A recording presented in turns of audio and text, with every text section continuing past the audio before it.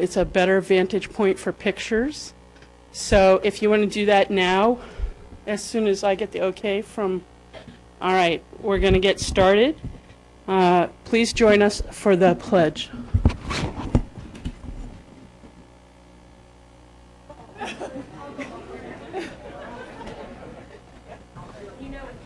Half camera will travel. You gotta go. You got kindergarten.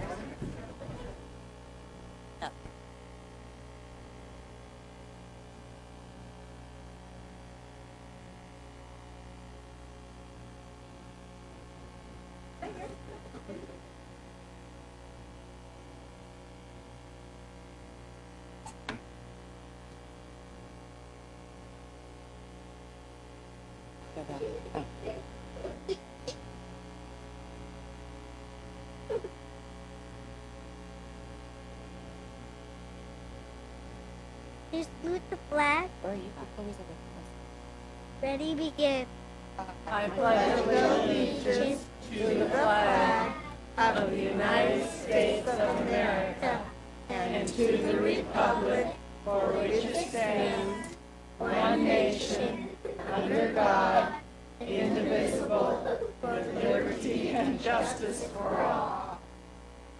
Okay, we're going to invite you up to shake hands, and when you're done, we're going to ask you to stay right here for a picture. Okay? Oh, we're shaking hands.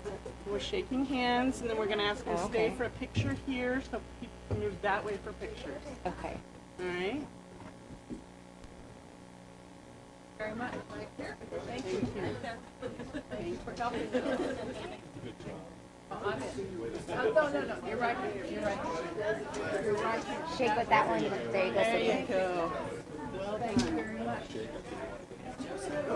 Jojo. Hello. Thank you. Hi, baby. Another person. Good job, Grant. Thank you. Thank you very much. Sally, great. Thank you. Other hand. Good job. Thank you very much. Good job. All right, now if we can have the students and their staff members come up here, we're going to get a picture from the audience this way. All right. Oh. Yes, exactly. Come on over. Yeah, and you want to move this way? Oh, sure. All right, there. Gather in. Maybe double. All right, there you go. Christian, come on over. All right, Brady, come on.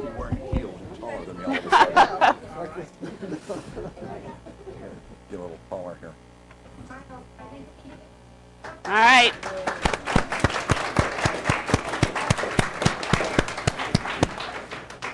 Say thanks, Mom and Dad, for bringing me. Good job. Looks like an ice cream night. Ice cream night. Oops. He said ice All right, thank you very much.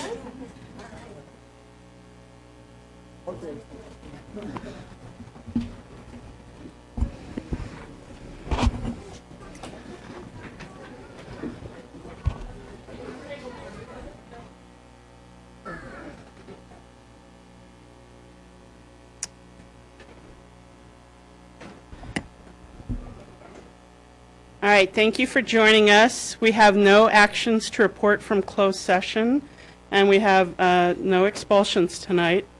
This is a regular meeting of the Board of Education for the Livermore Valley Joint Unified School District, where our primary focus is the education of students in the school district.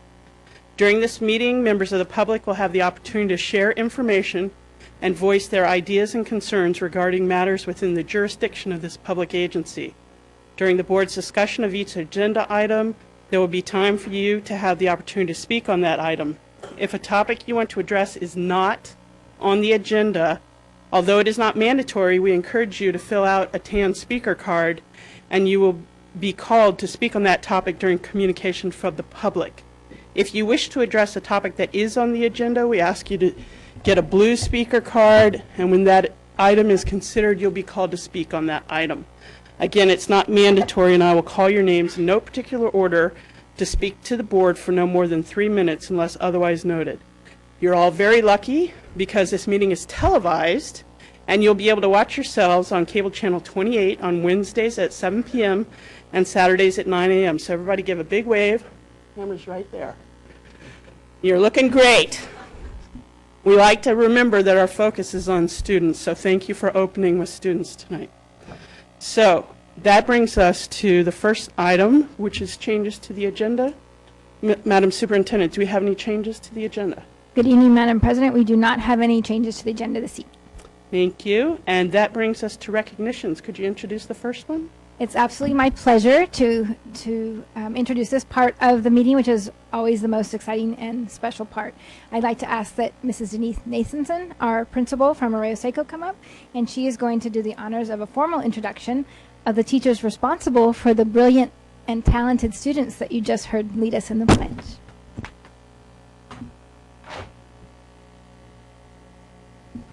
Good evening, board members and audience. I would like to introduce to you Elaine Simmons and Liz Xavier.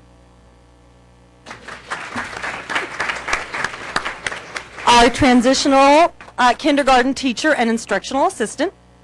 This is our first year having a TK class on campus, and we have been very lucky to have Mrs. Simmons, who came to us from first grade, and Mrs. Xavier, a former preschool teacher. Together, they have spent many hours researching and prepping materials for a new program. They have proven to be a wonderful team who seem to be able to read each other's mind.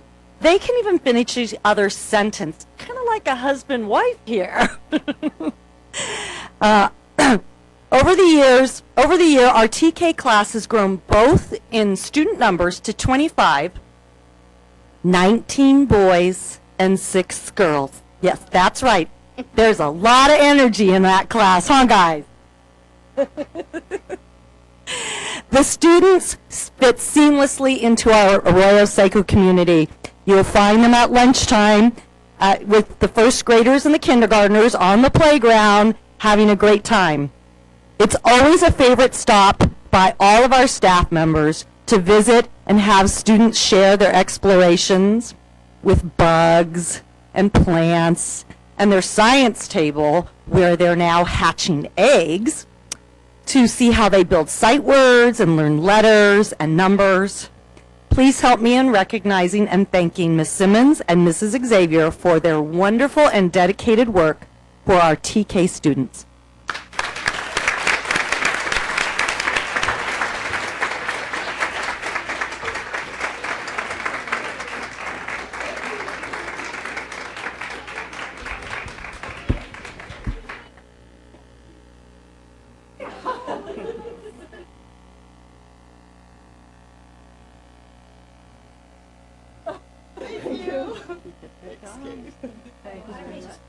Did well. Thank you.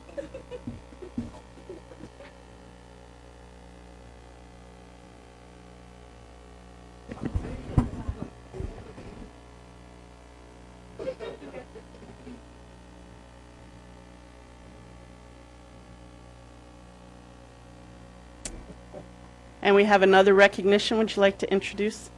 Certainly, it's my pleasure to introduce for the next recognition, we'll ask Mr. Darrell Avila to come up to the podium. And he is the principal of Del Val High School. And I believe Mark Cameron is going to join him. He's our vice principal. If you would come up. There's a lot of people in the state who've heard of California Distinguished School Awards, and we have quite a lot of those awards. But this is the first time in the history of the Livermore School District that Del Val High School, that any of our continuation high schools have ever been nominated and then achieved the highest honor as a model continuation high school, putting them in the top 3% of the state in a very challenging job. So this is quite an honor, and we would like to recognize the entire staff, including the administration, for the endeavor. They set their sights on this, and they made sure that all of the criteria were met. So they're going to explain the process and some of the things that have come about as a result for Del Val. Superintendent, thank you very much. Madam President, members of the board, cabinet, ladies and gentlemen, on behalf of Del Val High School, we're honored to be receiving this recognition. In the summertime of last year, the gentleman sitting next to me and I decided to have a conversation about model continuation school, feeling that we met a lot of the criteria, in other words, to be deemed a model school. Mark Cameron, our VP, did the yeoman's work on writing the report, but it was truly a team effort. There was a lot of help from cabinet members, a lot of help from downtown personnel. I see Glenn Cusco. We had help from Cindy Hodson-Bueller, Heidi Novell, the Student Services Department in gathering data to ensure that our data was correct. And of course, Cindy Elba's very keen eye in helping us review the report before we actually presented it to the state. It was presented to the state, and in early October, a group of state members came to our school to validate our report. And during that time, there was a great show of support, not only from our board, but from the cabinet, Superintendent Bowers, community members, community groups, our parents, our students, and they were just very, very pleased to see all the support that goes into having Del Val become such a school. On behalf of the school, as I said, we were honored, and after going to the Continuation Ed Conference where we were actually presented with a plaque, I mean, we're humbled to be in such a great group of model continuation schools. And I want to let the board know and the public know that we are one of the best. We're a top 24 school out of 530 continuation schools in the state of California.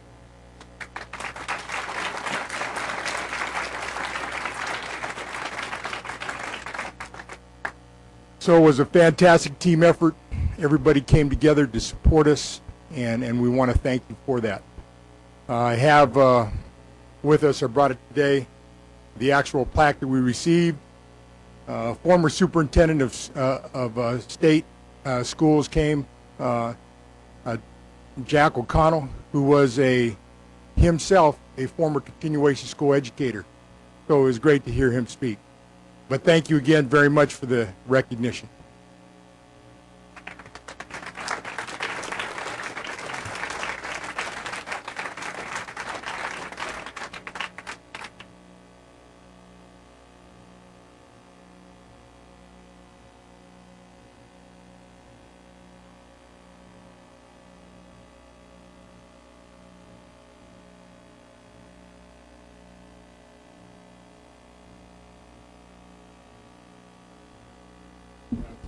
So if the honorees will come up, we're going to get a picture up here.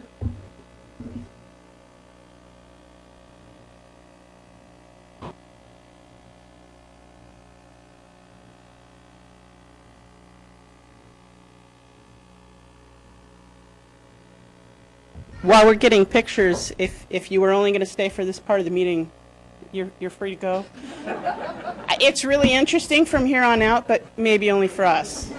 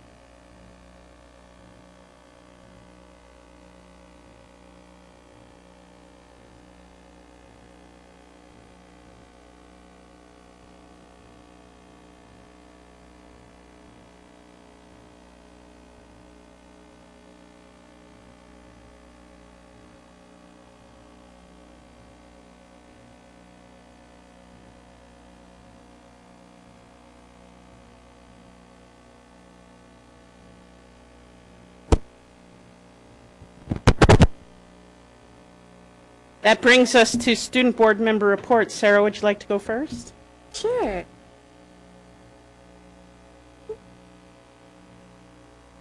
Good evening, Superintendent Bowers, President Runyon, and the board.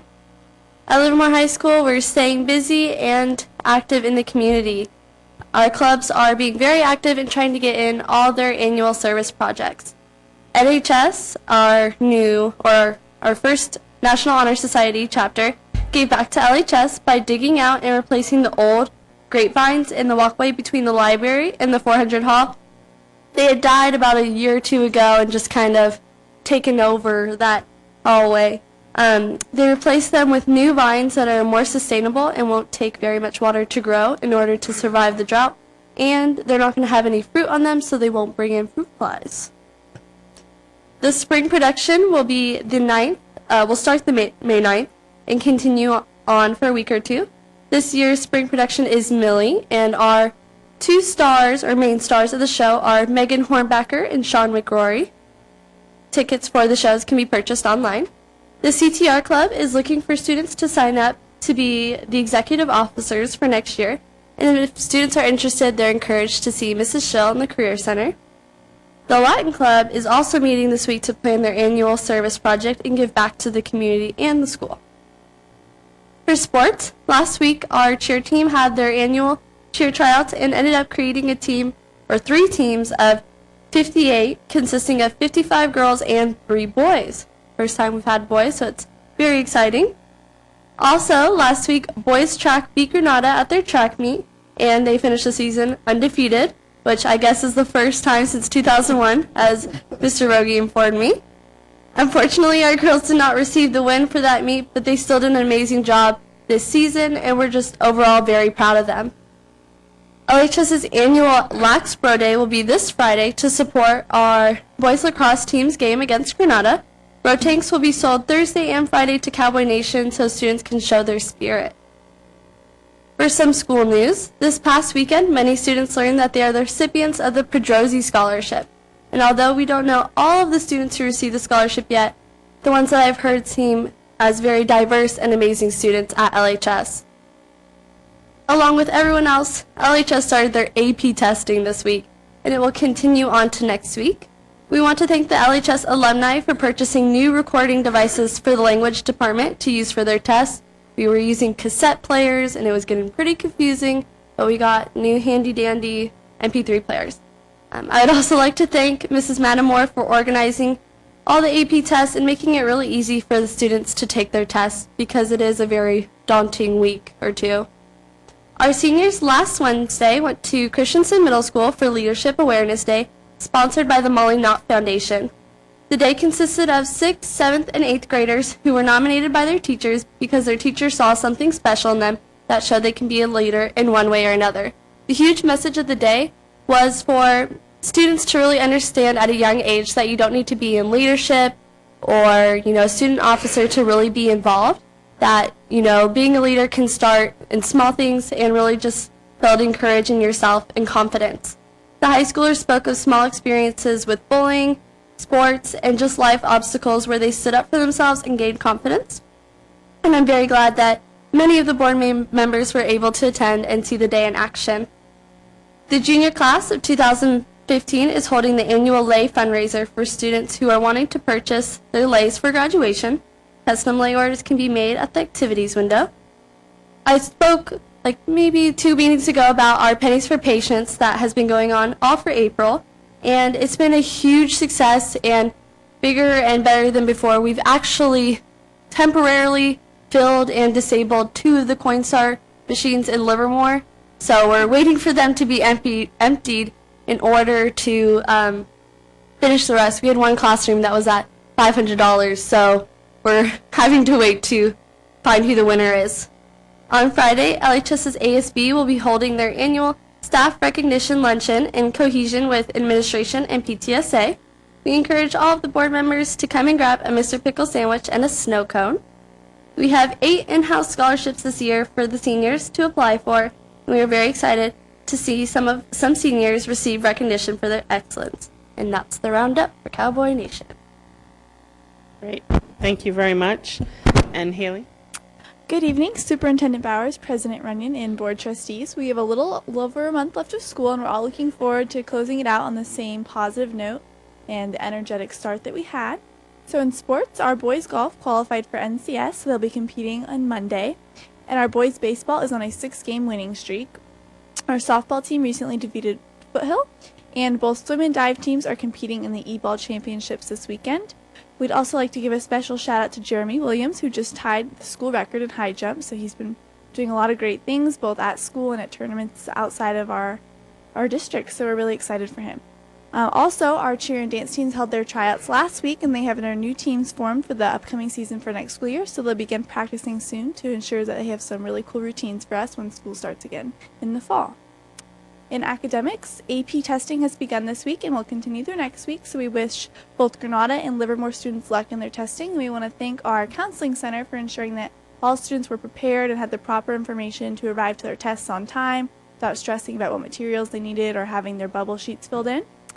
And also, today is Teacher Appreciation Day, so we'd like to give a special thank you to all of the wonderful teachers at Granada who worked tirelessly to give us the best possible learning experience. In past events, we just recently had our small gym repainted with the help of the Granada supporters, so we're really grateful for their continued support of us as students and also of our campus, because it's really amazing how much better the small gym looks with a paint update, so I'm sure the wrestlers who practice in there all the time will really appreciate that. Our junior prom was this past Saturday, and it was held at the Corinthian Ballroom. It was a huge success, and all the juniors and their dates had a wonderful time.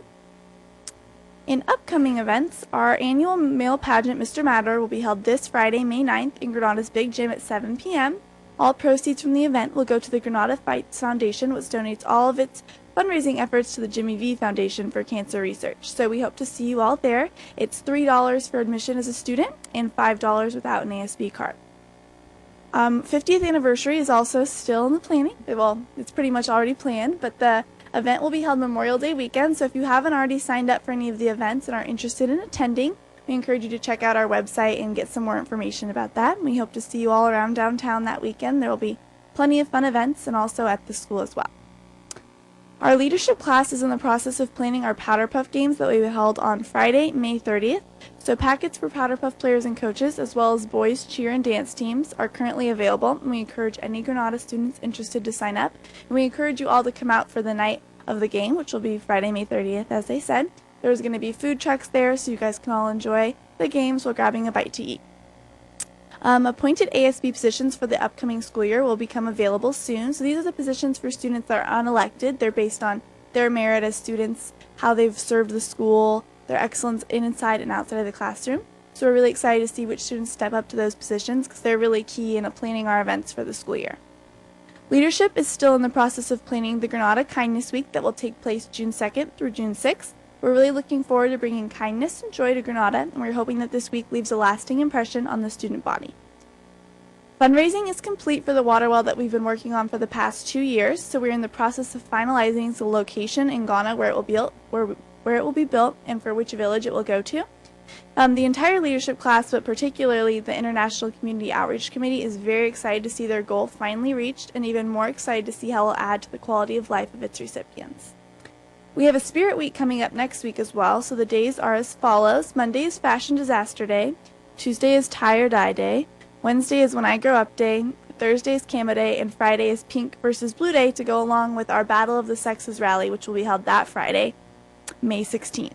So it's really exciting. It's a conclusion to the AP testing week, so we hope that all students who are there for that week will really enjoy it and will take a little bit of a load off while they're stressing out about all those big tests. In our clubs and special classes, DECA is in the process of planning their annual car show that will be held on June 6th. It's always a really awesome event. Students who have really cool cars that they've fixed up or just who are proud of their cars get to display them, and also community members who are also proud of their automobiles get to display them. And students go around and look at them in between classes and during lunch, and it's a really great event. So we encourage you all to come and check out the cars and also to grab pizza, because they always sell it while they're there. So come out and support DECA. That's all for now. Thank you. All right, thank you for that report. And that brings us to employee associations, and I see Mrs. Fields coming up.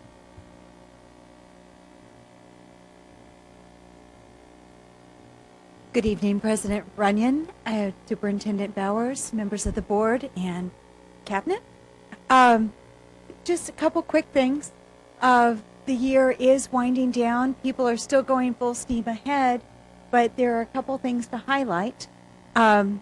Measure G campaign is going well.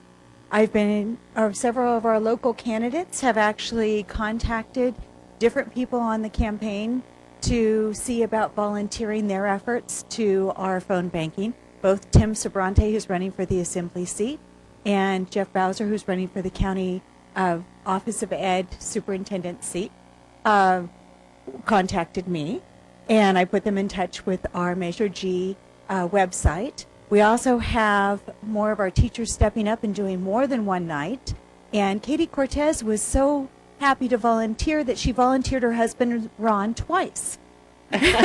So I encourage all of our married teachers to encourage their spouses to volunteer as many times as the Cortezes. That would be really helpful. And this is really a community effort that is helping all of our Livermore children. I will be providing dinner for tomorrow's phone banking, and it's for the charter schools evening. So we are doing this all together because it's going to benefit all of our kids. Last Saturday, I attended the Cal State East Bay Annual Leadership Institute and saw several of our current educators present their equity projects in front of their peers and in front of their professors. And we had some novel ideas, and one group presented an idea of how they would restructure our EL program, and the other took the challenge of looking at our 9th grade math options and creatively solved some of the difficulties that they saw in that program. So we have some up-and-coming leaders that are getting some very good hands-on experience, and Superintendent Bowers was there as one of the panel speakers for the superintendent's panel. So she was one of 3, and I have to say that is quite the way to encourage new employees to come to our district. Afterwards, many people said, okay, what district? All right. So Livermore has been making its name known in different ways. That's all. Thank you very much. And that brings us to communications from the public. And communications from the public is a time for the public to comment either in writing or verbally on any item that is not on the agenda. The board may listen to the comment and ask staff clarifying questions, but they will neither discuss nor take action at this meeting on topics that are not on the agenda in accordance with the Brown Act. If you wish to address a topic that is not on this evening's agenda, now is the time to do so. And I do have a couple of cards. So I'm going to start with Molly Tabor Tegween. Welcome.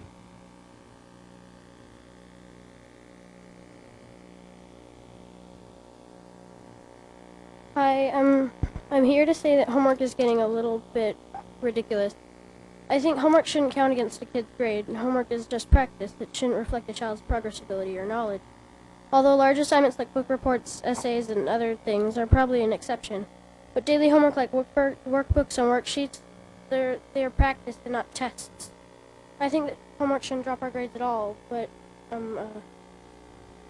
if it has to be part of a grade, it should be less of a percentage of a grade than it normally is, because it's a test of our ability.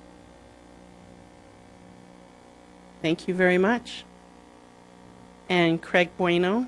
Could I make? Oh, Mrs. Bueno. I just want to say that there was a homework task force, and the report of the homework task force is being dealt with by the policy committee, because we have a homework policy, and I don't know if you've investigated the homework policy to see if the homework you're being asked to do fits in with the policy, but in a few weeks I think that the homework policy will be on the board agenda for consideration. So you might watch the board agenda and see when that's going to be on.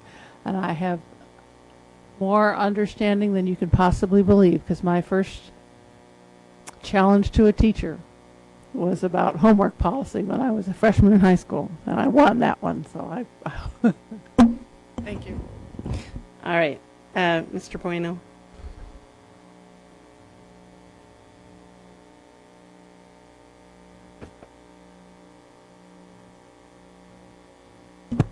Superintendent, President, trustees, and staff. My name is Craig Bueno, and I am co-chairing the Measure G campaign with Chris Wenzel, as some of you know. Just here tonight, just give a brief update for the folks here and the public that watches. The signs, we have some lawn signs. They're going to be similar to this. This shows up on the camera. And these are going to start hitting the streets. You'll start seeing these out. Yes on Measure G, very familiar, same logo that we've run before. And you're going to start seeing some on the overpass. There's a big banner. We were out at the festival. There was over 100,000 people that walked through the festival downtown the other day. This is a really vital thing for the folks who haven't heard about it. That's the purpose of putting lawn signs out. The public supports it, but what I would encourage people to do is to vote on June the 3rd. I know it's busy. My wife and I raised 3 children here in the community, and they all played sports and all went to these schools. And June tends to be a very busy time, and we tend to become tied up in what we do. This is vital. Our children graduated from the schools, but I have realized what the impact of this parcel tax has and what a positive impact it has on the community. Without it, we're going to lose 4% of the school's budget. It's not a time to forget to vote. We need parents to vote, and to vote yes on Measure G would be my encouragement. It's worthy, and it makes a very positive impact on our kids and on the community. Good schools have an impact on you even if you don't have kids in the schools. There's a senior exemption for those folks who are concerned with it, and it carries over if you're already exempt. So I would encourage everyone to go out on June the 3rd and cast your ballot. Thank you. Thank you. And that's very timely because the first item up for discussion tonight is Measure M Oversight Committee for the previous parcel tax. Would you like to introduce that? Certainly. So I will invite Mrs. Susan Kinder, our Chief Business Official, to introduce the chair folks from our Measure M Citizens Oversight Committee. And they will present, this is a requirement of our existing parcel tax measure, that we have a committee's annual report to the Board of Education and the community. Mrs. Kinder? Thank you. Good evening. So we have Tyler Olson, who is the chair of the committee, and Kyle Dickerson, who is a member of the committee, and they will present to you their report. And I just want to say that every year we are just so fortunate to get such committed community members that dedicate their time to, really researching and analyzing our budget and how we're spending the funds. It never ceases to amaze me. They always come up with new questions every year. This is the 9th year that this committee has been together. All of these folks this is their first year. We just always have great people. So I just want to thank them for their time. And we have some other committee members here in the audience also. So I will hand it over and let them tell you what they have found. Thank you. Good evening. I'm going to start by just giving a brief overview of the Measure M parcel tax for anyone that's not familiar with it.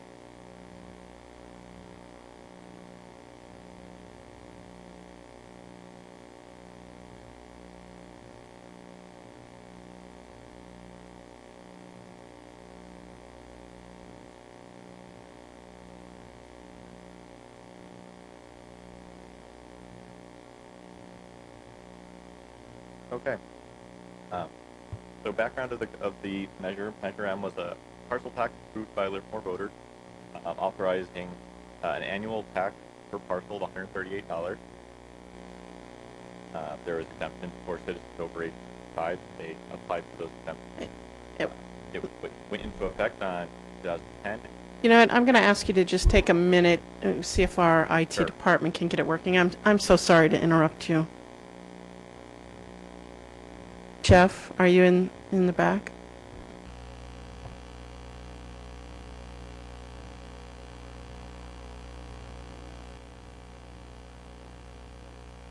It's just easier when people at home can also see.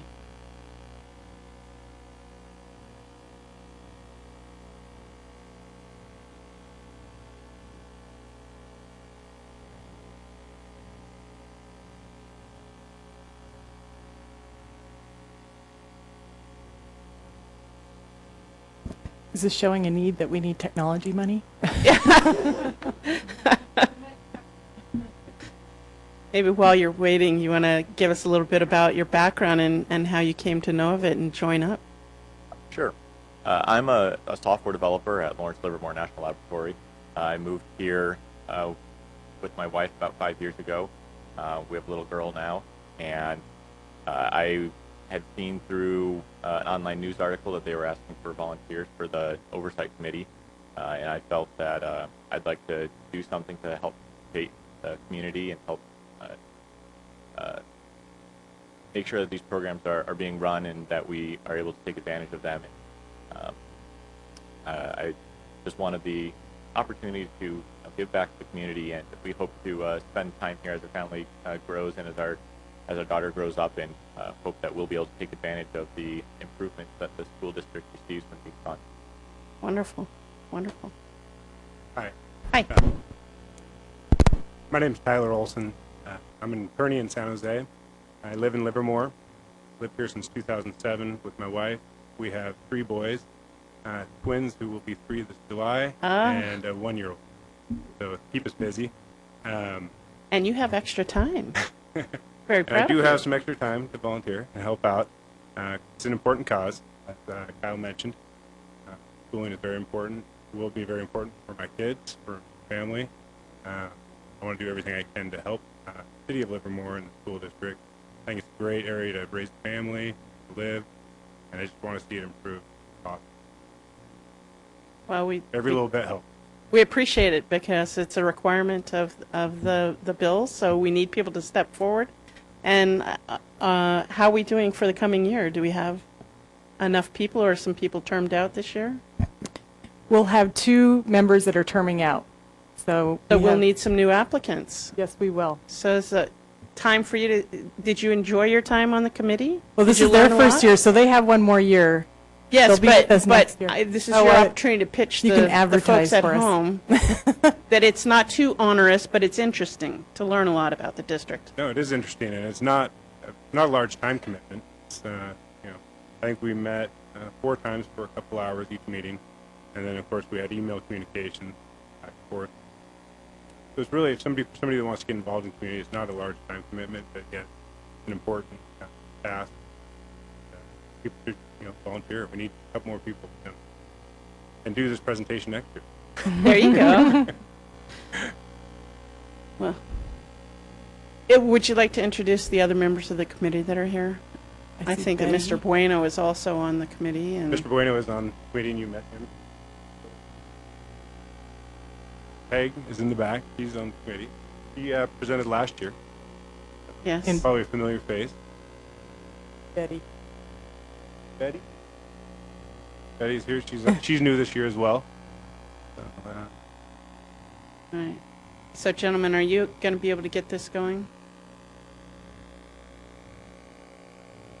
Yeah, that's what. Is the junction report on the same computer? Okay, I'm just gonna take a break. I'll give you a topic. Should we pass the next parcel tax in Livermore and have great schools? Discuss amongst yourselves, and when we get the presentation going, think.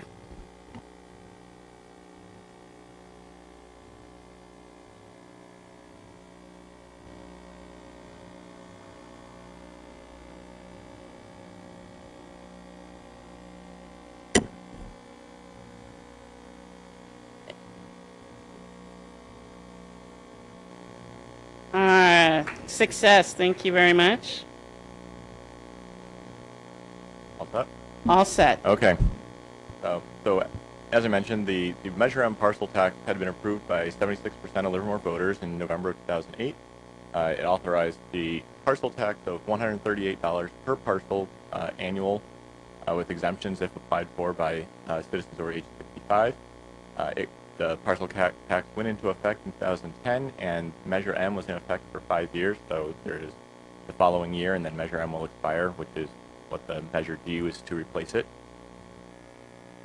The Measure M parcel tax specifies that there should be a citizens oversight committee to review the expenditures from the Measure M funds that were raised to ensure that they're being spent according to the language of the measure that was passed.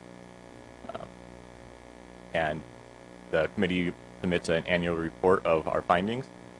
We've been over the committee members. There's the list there for this year's committee members.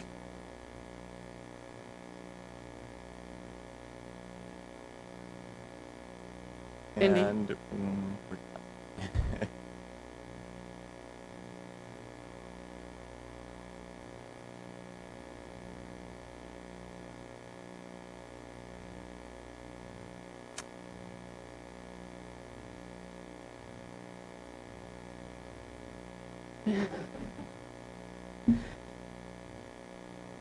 Well, we'll post a copy of the presentation online, and it'll be available. I apologize for the communication problem. Do I continue? Yes, please Okay. do. So the language in the measure that specifies how the money is to be spent includes attract and retain highly qualified teachers, maintain small class sizes, maintain college, career, and job preparation classes, maintain middle school art, music, and foreign language programs, maintain computers, infrastructure, and instructional technology upgrades, maintain elementary science specialists, and maintain high school counselors. And I will let Tyler discuss the findings of this year's committee.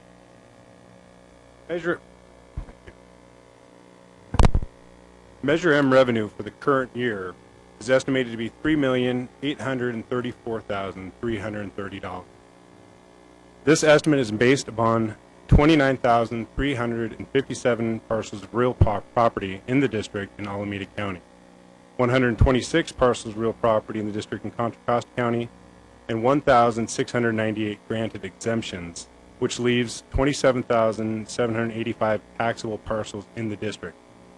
This represents an increase over last year of 253 parcels in the district and a decrease of 46 exemptions for a net gain of 299 taxable parcels. Regarding expenditures, based on the information that was provided to the committee has determined that the district has budgeted and to date has spent proceeds from Measure M in compliance with the requirements of Measure M. The district has budgeted $1,342,885 to provide science specialists in its elementary school. This funding allows the district to provide the equivalent of 398 science classes throughout the district each week this year.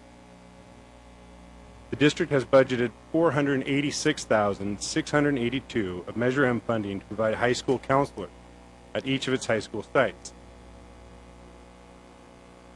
$200,000 has been budgeted for technology infrastructure and instruction at school sites in the district, and perhaps more should be budgeted next year. This includes hardware and software upgrades, as well as instructional assistance and support. $750,464 has been budgeted to reduce classroom sizes in kindergarten through third grade class. And $991,299 has been budgeted to reduce classroom sizes in middle school and high school. This funding also allows the district to offer electives to its middle school classes, including art, choir, band, and Spanish, among others. This also helps the district maintain classes that prepare the high school students for college, careers, and jobs, including the Green Engineering Academy at Livermore High School, and advanced placement physics, astronomy, robots, studio broadcast, and metals at Granada High School.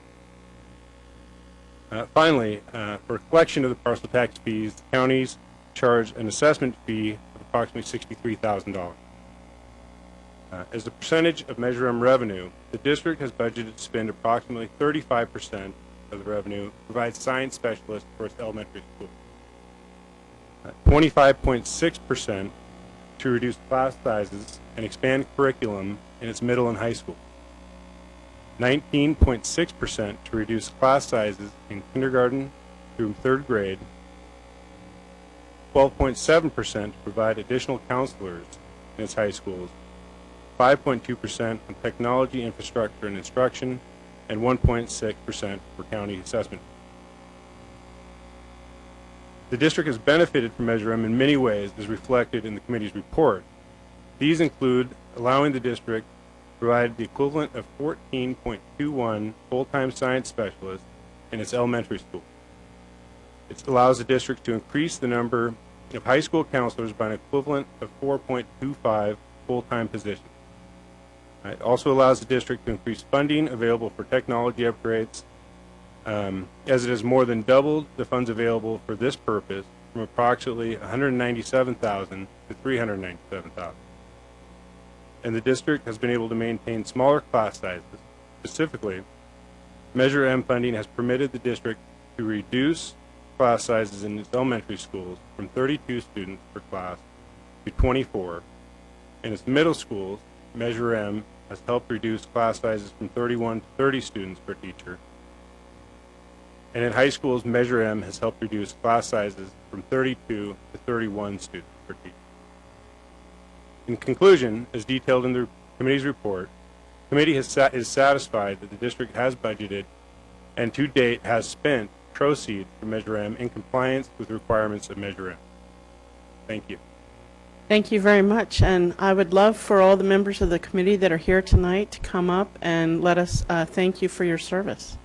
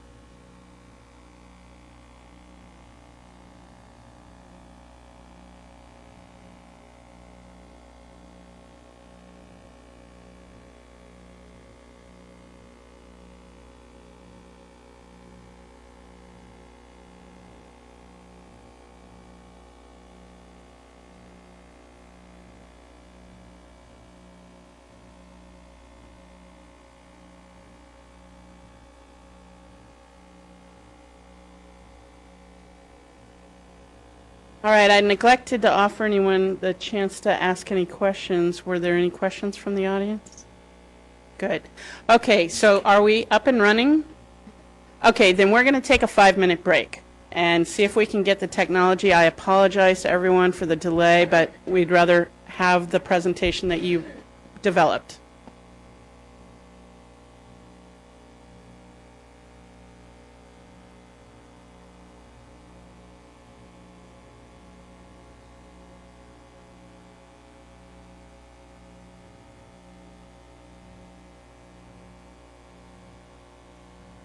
K-8 report. Madam Superintendent, did you have something to say on this?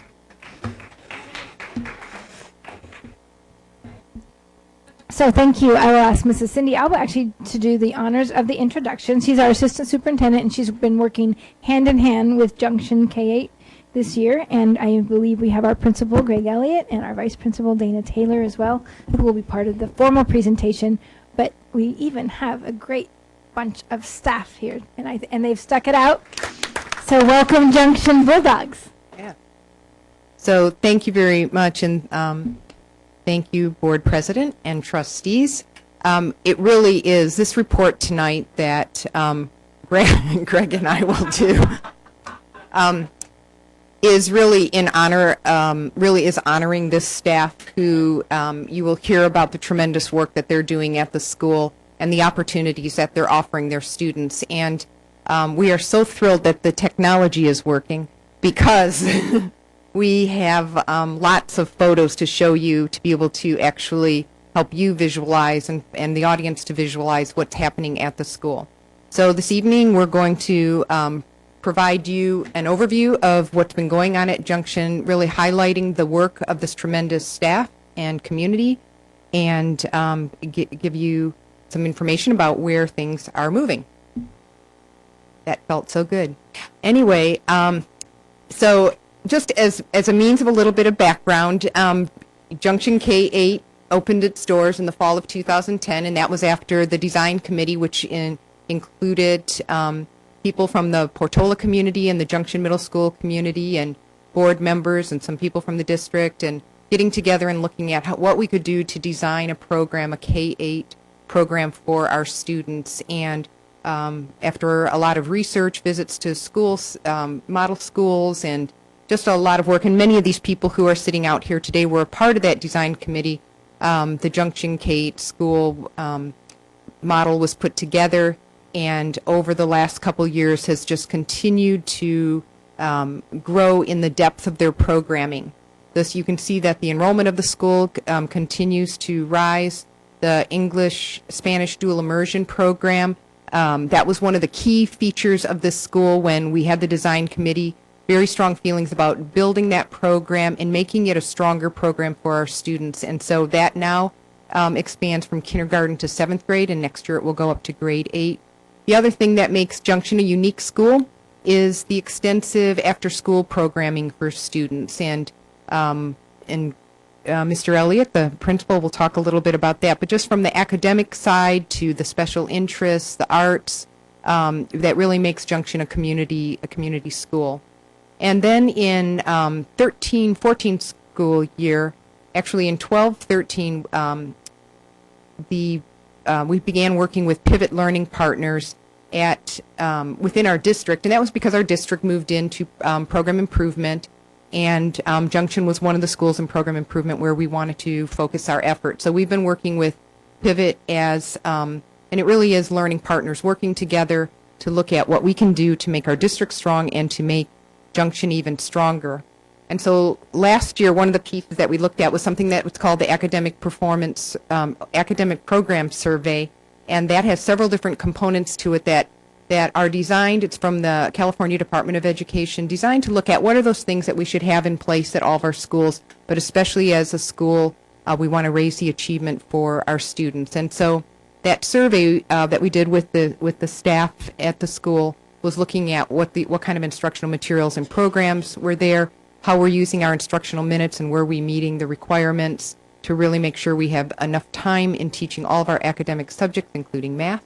A pacing guide, which really just meant that so that we're pacing so that everybody on the grade level is about at the same place so that you can better provide interventions and supports to students. Professional development was key within that document. We looked at that piece, and then ongoing coaching support, where they are fortunate at Junction to have an on-site coach who works with them, Ms. Dania Segrist, who works there, and a way to monitor student progress. And another key feature of the APS, Academic Program Survey, is regular collaboration. So even when we looked at that survey, we said, you know what, we have a lot of those pieces in place. We can strengthen some of them. So a lot of work last year of looking at all those pieces, and this year was the year that when many different changes were implemented, and that's again why we just applaud this staff. We needed to look at the schedule in order to make sure that that there was, first of all, enough time for all the different subject areas, but also to make sure that there was common time for English language development, common time for strategic intervention for language arts, and looking at how we could align schedules so that we could have not as many pullouts with special ed, how we can integrate the programs better. We looked at instructional materials, and the board approved the purchase of new materials for the school and English language arts for K-6. And this was their first year of implementation, and they've had lots of professional development and worked through all of those rough spots of when you get new materials in, and figuring out how they work, figuring out what pieces are missing sometimes, and core replacement materials. So those were another program for students when they are in 4th through 8th grade, and if their reading skills are 2 or more grade levels behind, we put in an intensive intervention program for those students. And so there was a whole process that staff took part in, their leadership team, in looking at which students would best be placed in there so that we could accelerate their learning. I'm talking about these things quickly because Greg's going to go into more detail on all of them. Professional development was key, professional development with all the new materials, coordinating all the support services, which again was overwhelming to look at how we're going to do that. And they, just jumped in, tried things, adjusted where they needed to, and I'm sure we'll continue to do that as we move forward. And then having a system for monitoring student progress along the way, and not totally relying on state testing, which we don't have. They have an internal system for being able to look at how students are progressing along the way in order to intervene at the right time. So I'm going to let Mr. Elliott talk a little bit about programs. Great. Well, thank you, Assistant Superintendent Alba and Superintendent Bowers and Board President Runyon and members of the Cabinet and the Board. It's a pleasure to be with you tonight and to be able to marry some of the pictures that you see in front of you with the curriculum and the different, all sorts of different things that are going on at Junction Avenue. So we're going to tackle some of the curriculum components first.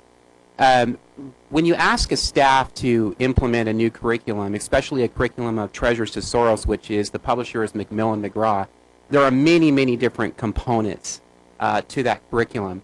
And it is a very large task for a staff during the first year to implement that and to learn about all of the different pieces that help to make students successful in the classroom when using the curriculum.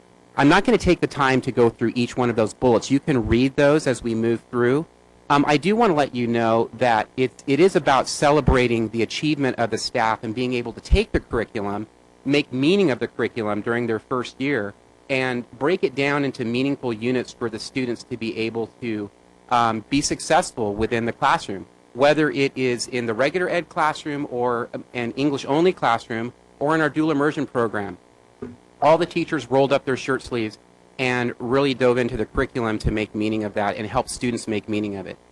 I mention that to you because a part of the success is professional development, and the teachers were very, very good-natured in going to many, many professional development series with people from Macmillan McGraw and to learn more about the curriculum and then go back and apply what they were learning into the classroom. I wanted to go ahead and turn to the next slide, which shows one of the aspects. This is from Erin Houghton, one of our fourth grade teachers, and it really represents the big question board, which is a part of the Macmillan McGraw Treasures to Soros program. It is actually a learning wall.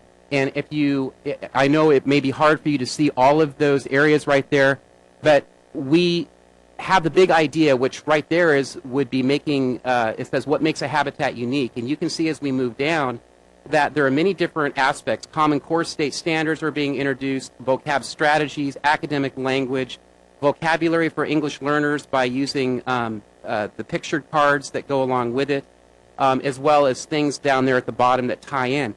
Ms. Houghton, as well as many of our other teachers, all of our other teachers in kindergarten through 6th grade, use that big idea question board to weekly and by unit change out the board to reflect what they're teaching in the curriculum.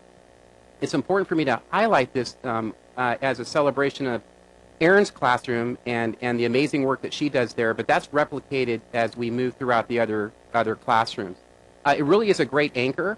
It's not just the learning wall that you would buy things from the teacher supply store and put it up because it looks pretty. It actually is being used with the curriculum to help students master the content. Next slide. Okay, so this is, and she's in attendance tonight, this is Mrs. Anderson's class. And this is one of our kindergarten classrooms, and it just shows students that are actively engaged. And I wanted to highlight the teacher engagement aspect because part of implementing a new curriculum is also getting the students engaged by creating lessons that are very, very alive that make the students want to learn. You'll notice that by far the majority of the students are focused on her, and then there is one gentleman in the left-hand corner that's engaged with a camera. Nevertheless, he quickly turned and got back into the lesson. Next slide. Core replacement. Intensive intervention. Cindy already touched on this in terms of students who are identified as being 2 or more grade levels below in their reading. And it was important to bring about a curriculum that would address pivot requirements for students to be able to accelerate in their reading fluency, in their reading comprehension in those grade levels. The first one on the left-hand side, down lower left, is the inside, language, literacy, and content. And our 4th and 5th grade students were either in level A, B, or C. The reason why I talk about levels is because it's important for students as they gain mastery of reading fluency and comprehension to be able to graduate to that next level. Level C represents the highest level, and I'm happy to report, well, let me back up and say that when you apply interventions, one has to ask, did they work? And I'm happy to report to you that they are working. We have students that are accelerating in their growth through the level A, B, and C in the inside curriculum. I'm happy to report that in level C we have, and I'm going to use this number because it is significant, 11 students that are actually graduating out of that intervention class and going back into the regular core in 6th grade. 3 of those students are actually dual immersion students that are going into the 6th grade. And props to Michelle Nunes, who's here tonight. Michelle, raise your hand. Michelle actually kept their Spanish skills up while the students were learning in English intervention. And so just very much kudos to her for doing that. We saw great growth and excited for that progress. To the upper right, you see Read 180. Read 180 is an intervention for our 6th through 8th grade students, and for students who, once again, are 2 or more years below in their reading.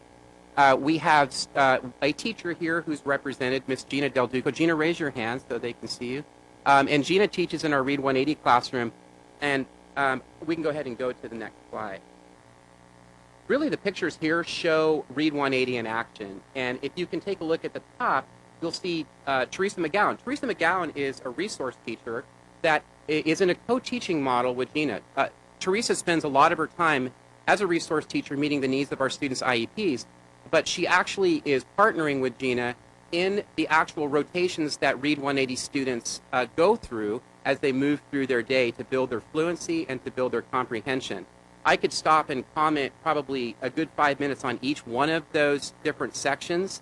But for the sake of this evening, I wanted to highlight what would be the headphones, because you would say, well, you know, I kind of get the small group instruction and small lessons that are happening. Teachers leading, Miss McGowan leading the teachers on the couch through high-interest reads. By the way, that couch is there by design. Read 180 classrooms are set up to make students feel comfortable in the learning environment, and it really is a push towards 21st century learning classroom environments. Something that I would love to bring to the board at a different presentation, if you would allow me, because I definitely have my thoughts and ideas on research behind classroom environment, but for another day.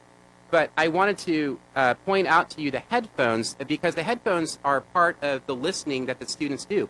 They read passages, they read text, and they read it out loud to themselves, they record it. And so if we can go to the next slide, lovely lady. Okay, let me stop and say that this is kind of Junction's version of Beats by Dr. Dre. Yeah. Kind of the Read 180 cans. You know, students call them cans, right? So as we look at this lovely young lady here, she is actually going through the process of listening to text, reading it. She's going to actually be reading it out loud, recording it, and it actually helps to build her fluency.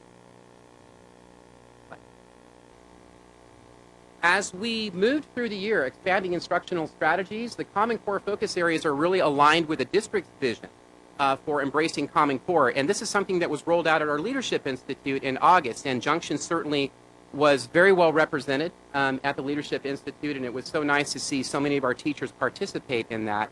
As we move through this year and as we work with Pivot, it's important for the board to understand, and Cabinet and Superintendent Bowers, that there were periodic smart walks that took place with Assistant Superintendent Alba, Amy Robbins, Director of Curriculum and Instruction, as well as Peggy Green from Pivot, and also a coach, 2 coaches, Yolanda Peaks, who was first with us as a coach for Pivot and assisting the school, and also Dana and myself, and then now Rosie Alvarez, who has taken Yolanda Peaks' spot. Important for you to mention that, and teachers were also invited on these smart walks from time to time too. As we moved through the classrooms, we were looking for these types of things that aligned with all of the other work that schools are doing within Livermore Valley Joint Unified to embrace the Common Core and dive deeper. You can see evidence-based conversations about informational text, all students producing evidence-based writing using informational sources, and students building on their vocabulary. Wanted to highlight this because one of the things that Peggy Green commented to us in a recent visit was she was so excited to see the growth that Junction teachers were making in all areas, but she commented specifically about purposeful learning. And that's music to my ears. When somebody is an outside consultant that comes in and their time with us is very brief, right? It's, you know, a few hours and they're coming in and they're taking a look. It's very nice for a person as they move through the year to see how hard the teachers are working and to compliment the teachers on that purposeful learning that's taking place. And once again, that's all centered around the Common Core and what we are doing at the school to embrace that. Mathematics professional development continues working with some of our teachers, with Phil and Drew. We all love Phil and Drew. And so our teachers have greatly benefited from that. And then this leads to the next. Integration of technology as an instructional tool. You can flip this slide. Here is a picture of a 6th grade classroom where students have embraced the use of Chromebooks. And the reason why I wanted to share this slide with you in kind of an organic format and black and white, just because it was a little fuzzy and it was clear in black and white. The Chromebooks actually were rolled out far prior to the SBAC testing.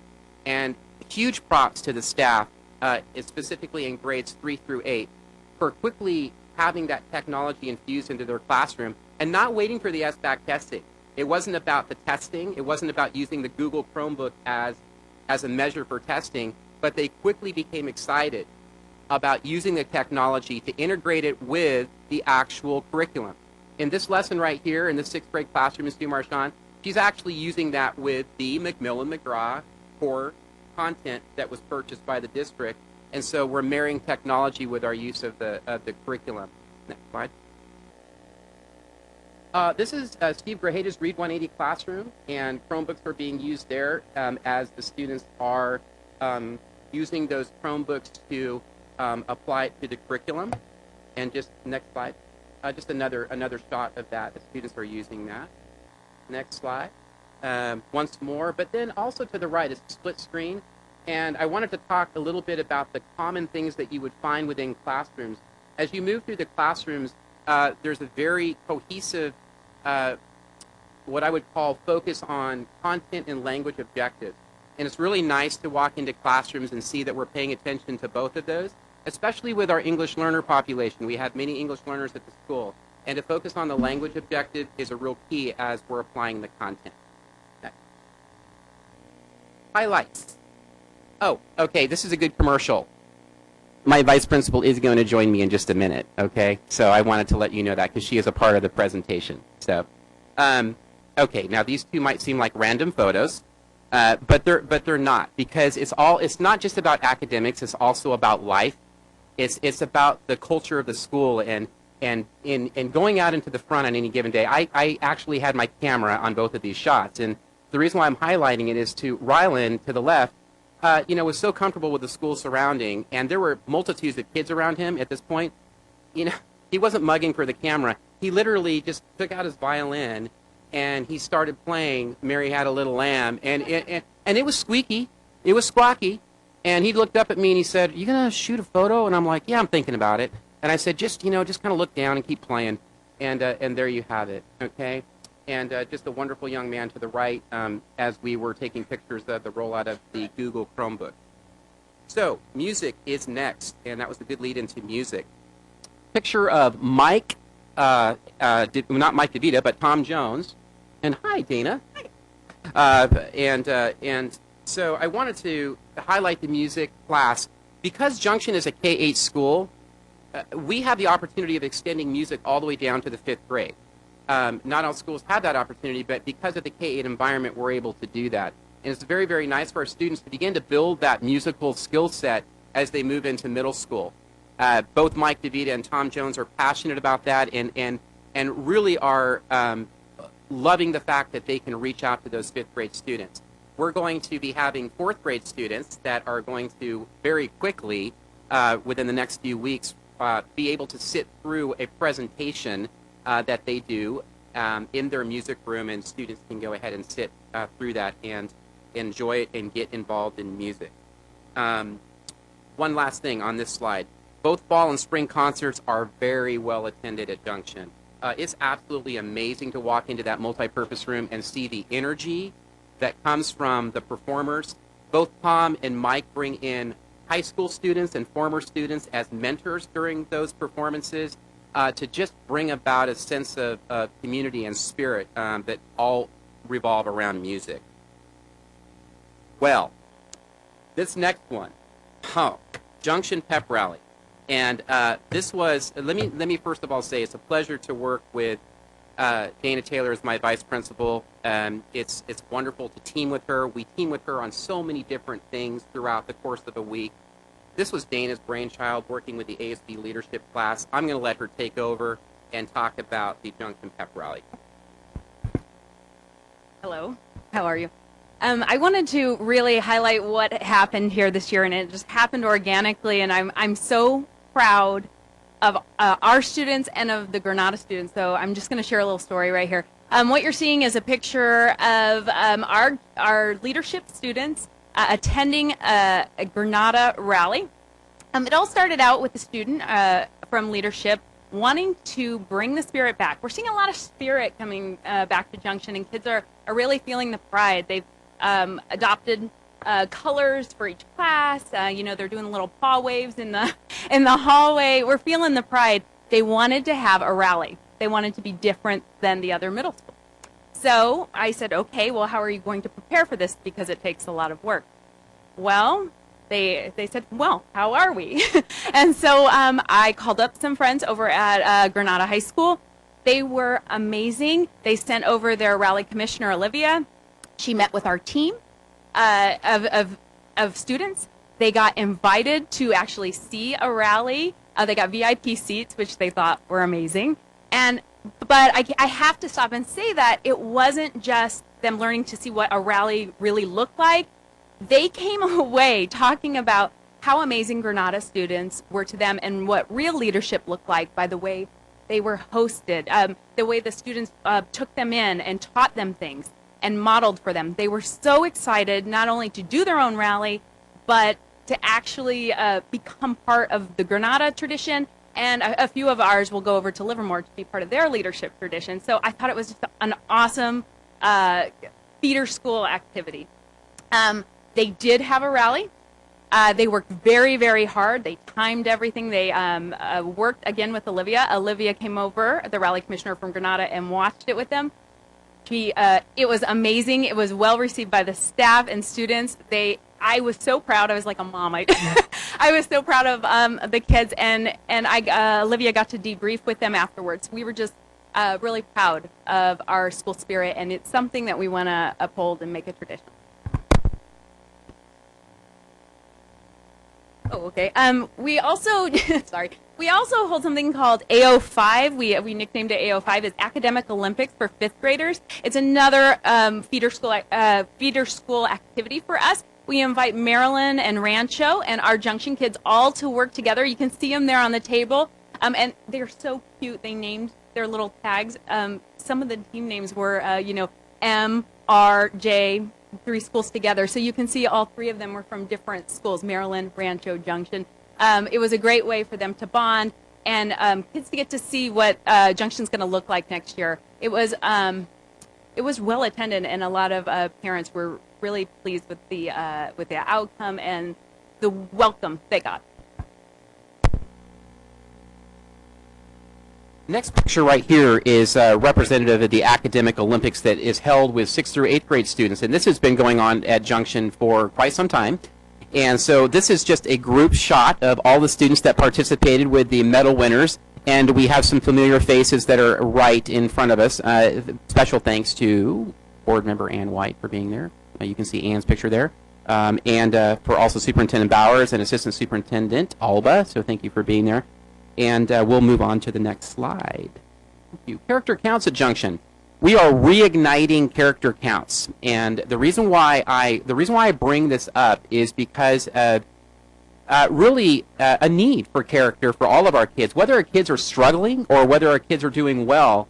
It's an opportunity for students who are struggling to feel encouraged about learning about the positive pillars that really affect their life. But also for kids who are doing very well, it is going to be an opportunity for them as we move into next year to be leaders in the Character Counts education. What you're seeing as a slide in front of you is in our front office. And we decided that we wanted to put Character Counts front and center. When parents come into our school, we want them to know what we're all about. Darren Davis, by the way, created this. Darren is one of our new teachers. She is out on maternity leave, and we wish her a healthy delivery. She's an amazing artist, and so she developed all of the letters and spent hours and hours to make it, and it's obviously beautiful. You can see our focus for the last few weeks has been respect, and we just rolled it out this afternoon in a staff meeting, and citizenship will round out our year. And so while much could be said on the incentive program that we're developing and how we want to deepen the character counts throughout the school next year, I did want to give a special recognition to Carol Meilenbeck, one of our teacher leaders. Carol is with us tonight, and Carol, could you raise your hand so they know who you are? It's awesome. Thank you, Carol, so much. It is really your leadership in working with administration and all of the teaching staff has really made a difference in the lives of the students as we have moved through this year, so I appreciate that. Oh yeah, thank you, Dana. It's not always blank. What you see, what in front of you is now filled up with student. Let me get my glasses. Student posters, wordles, student essays describing and highlighting the pillar. And so as we move to new pillars, we have student work that is represented there. Okay. Next slide. Last summer was a busy summer. Not only did we receive a new portable on the campus for our growth, but we also had a complete refurbishing of our gym. And I wanted to highlight this because it was actually, the wood was lightened. There was a new logo that was put on. And we are very much focusing on increasing our athletics within the middle school. And this is all part of bringing back that school spirit and pride. I really appreciate the work that Mike Nagel did in helping to coordinate that. Mike, thank you so much. Chris, too, Mr. Van Schack, in providing, just kind of laying the groundwork for that. We do have sports at Junction like other middle schools. We primarily have basketball, volleyball, track, and our girls basketball did very well this year. I also wanted to highlight wrestling. One of our students, Jordan Parker, who's in 8th grade, young lady, and she went to USA Nationals and got 3rd place. Very, very impressive. And you would never know it. Humble, just not a shout out, but she was definitely is worthy of the accolade. Okay, moving on to the next slide. Now, I want to clarify.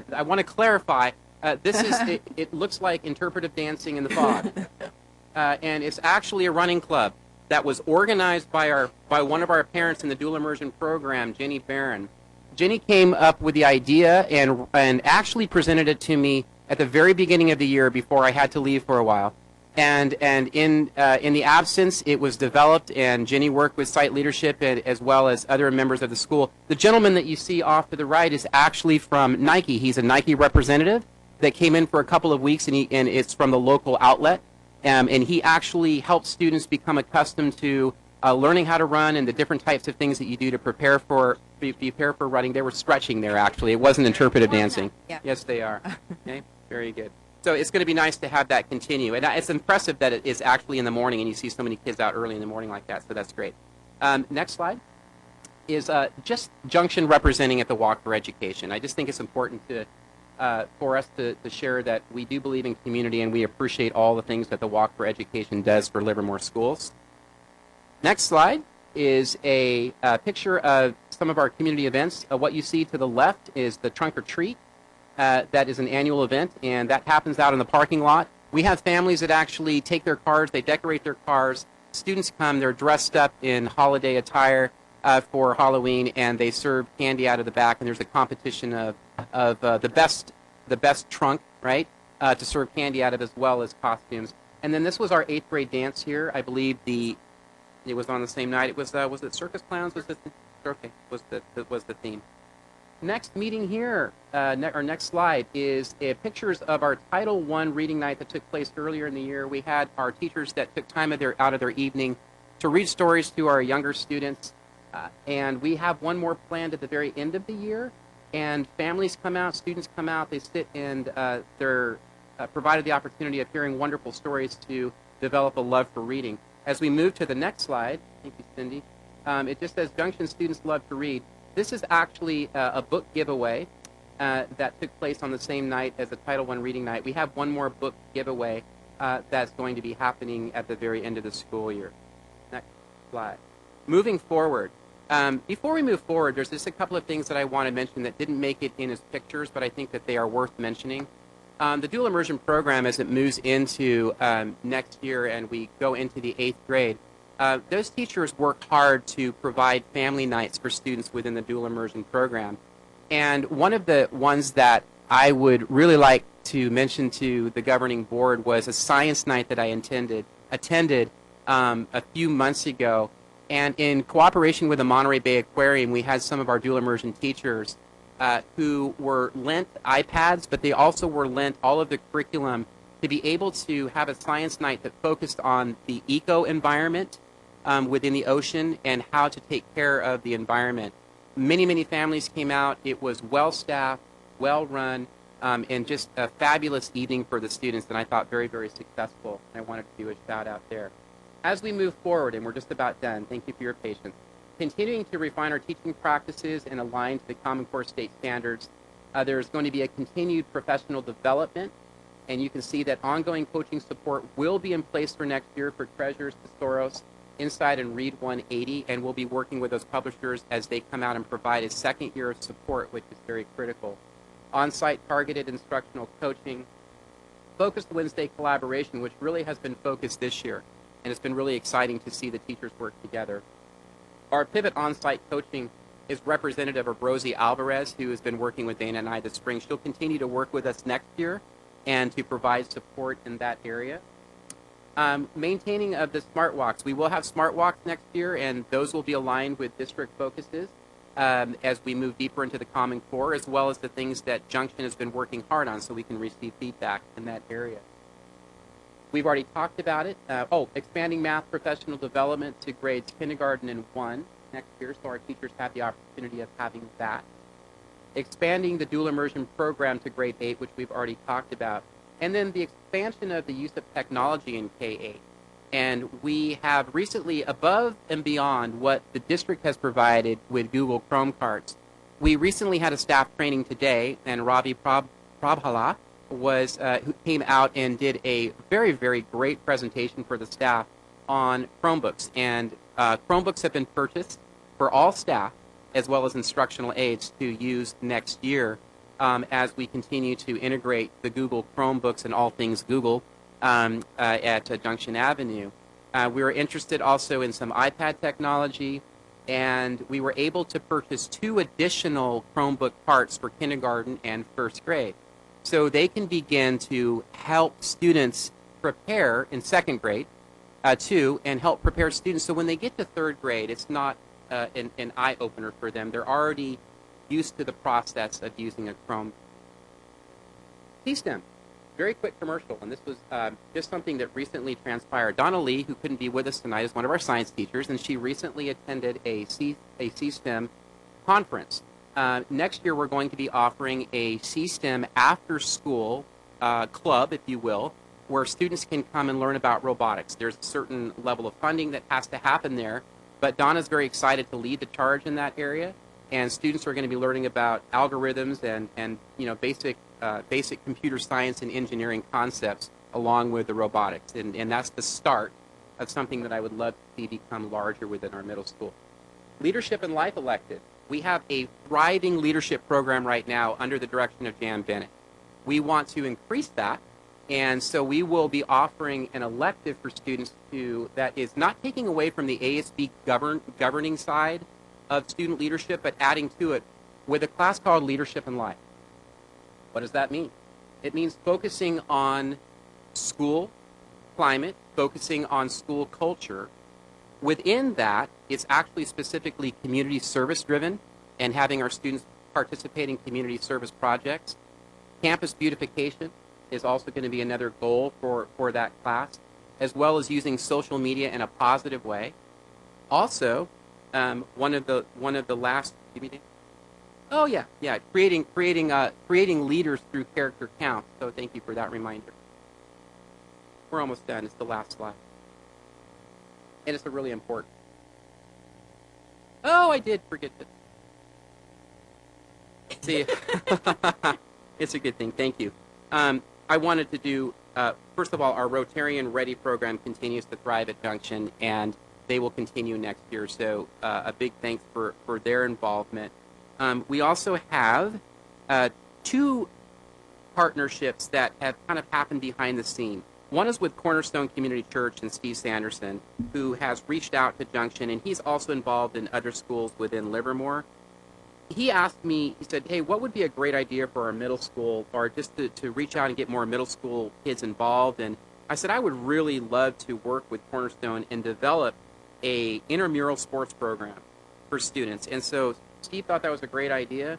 It's currently going to be developed over the summer, but he's going to be purchasing athletic equipment for the intramural sports program in cooperation with Cornerstone Community Church, and I'm excited to see that roll out for students next year. Our students, generally overall, we have many students that are doing well, and they're very well behaved during their break, but this just provides an opportunity for more structure and just a sense of community and spirit, right, even during the lunchtime where they can be involved in intramural sport. We're also interested in bringing that structured environment down into our K-5 and our lunch recess. And so I'm working with him to create parent volunteers, as well as our existing parent base at the school, to have parents come on, be cleared to work with kids, work with our yard duty, and create that structured environment during lunch. So I'm excited about that. One last one is I recently met with Dr. Steve Faith, who is an optometrist in the community.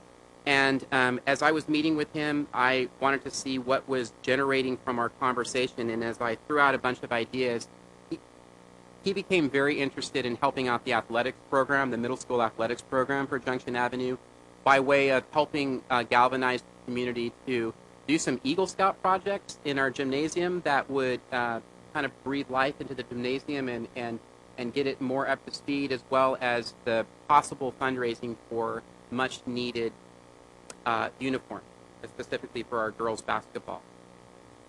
And now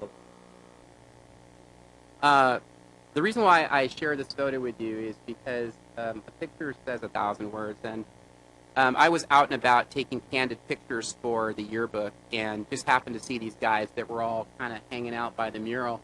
Asked them to go ahead and start jumping up and down so I could take a freezed shot, right? So I took the shot, like the second one in was the frozen shot. And then I didn't take any more pictures, but I kept asking them to jump up and down to the point where they were very worn out. But that was the result of that interaction with the students. And it's just, once again, life at Junction, and it kind of captures that. But when I say a picture says 1,000 words, it's all about shout out. And it's about realizing that we do have still continued work to do as we deepen everything that we're doing at Junction Avenue. But I wanted to use this as a last picture to say how excited we are about the hard work that we're doing, the amazing things that our staff is doing and working with the students, the spirit of the school that is very, very positive. I love working there. I love working with the staff. And I just absolutely adore our students. And I kind of wanted to end tonight by having the actual staff of Junction Avenue really about their hard work working with the students. And that, so could you stand?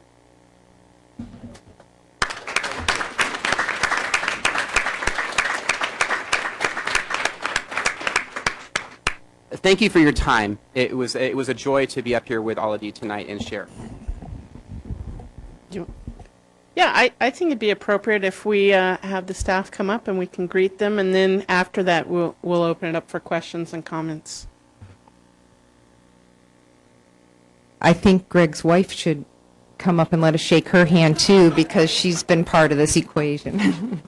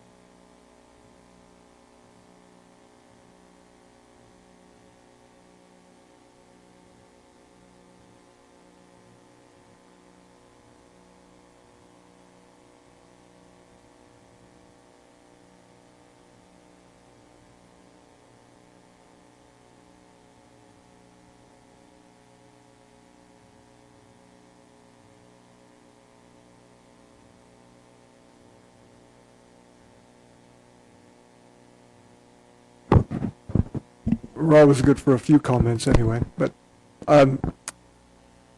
having been here when we started making character counts something we wanted in the schools, I was glad to see you making that a real emphasis.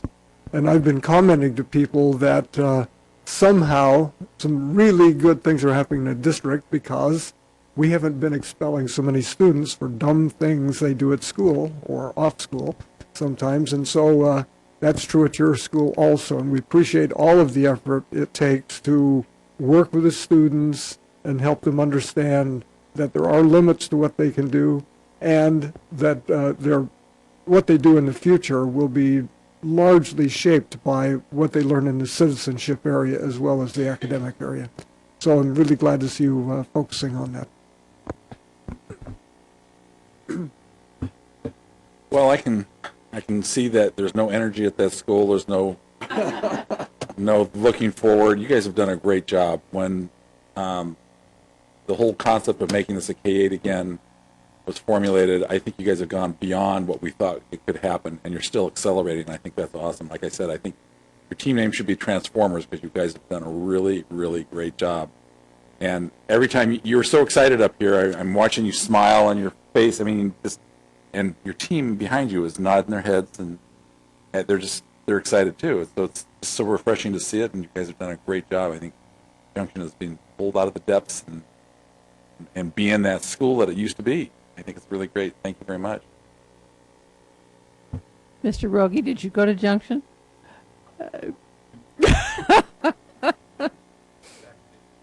Yeah. Well, it was your idea to combine them, and we want to thank you for that.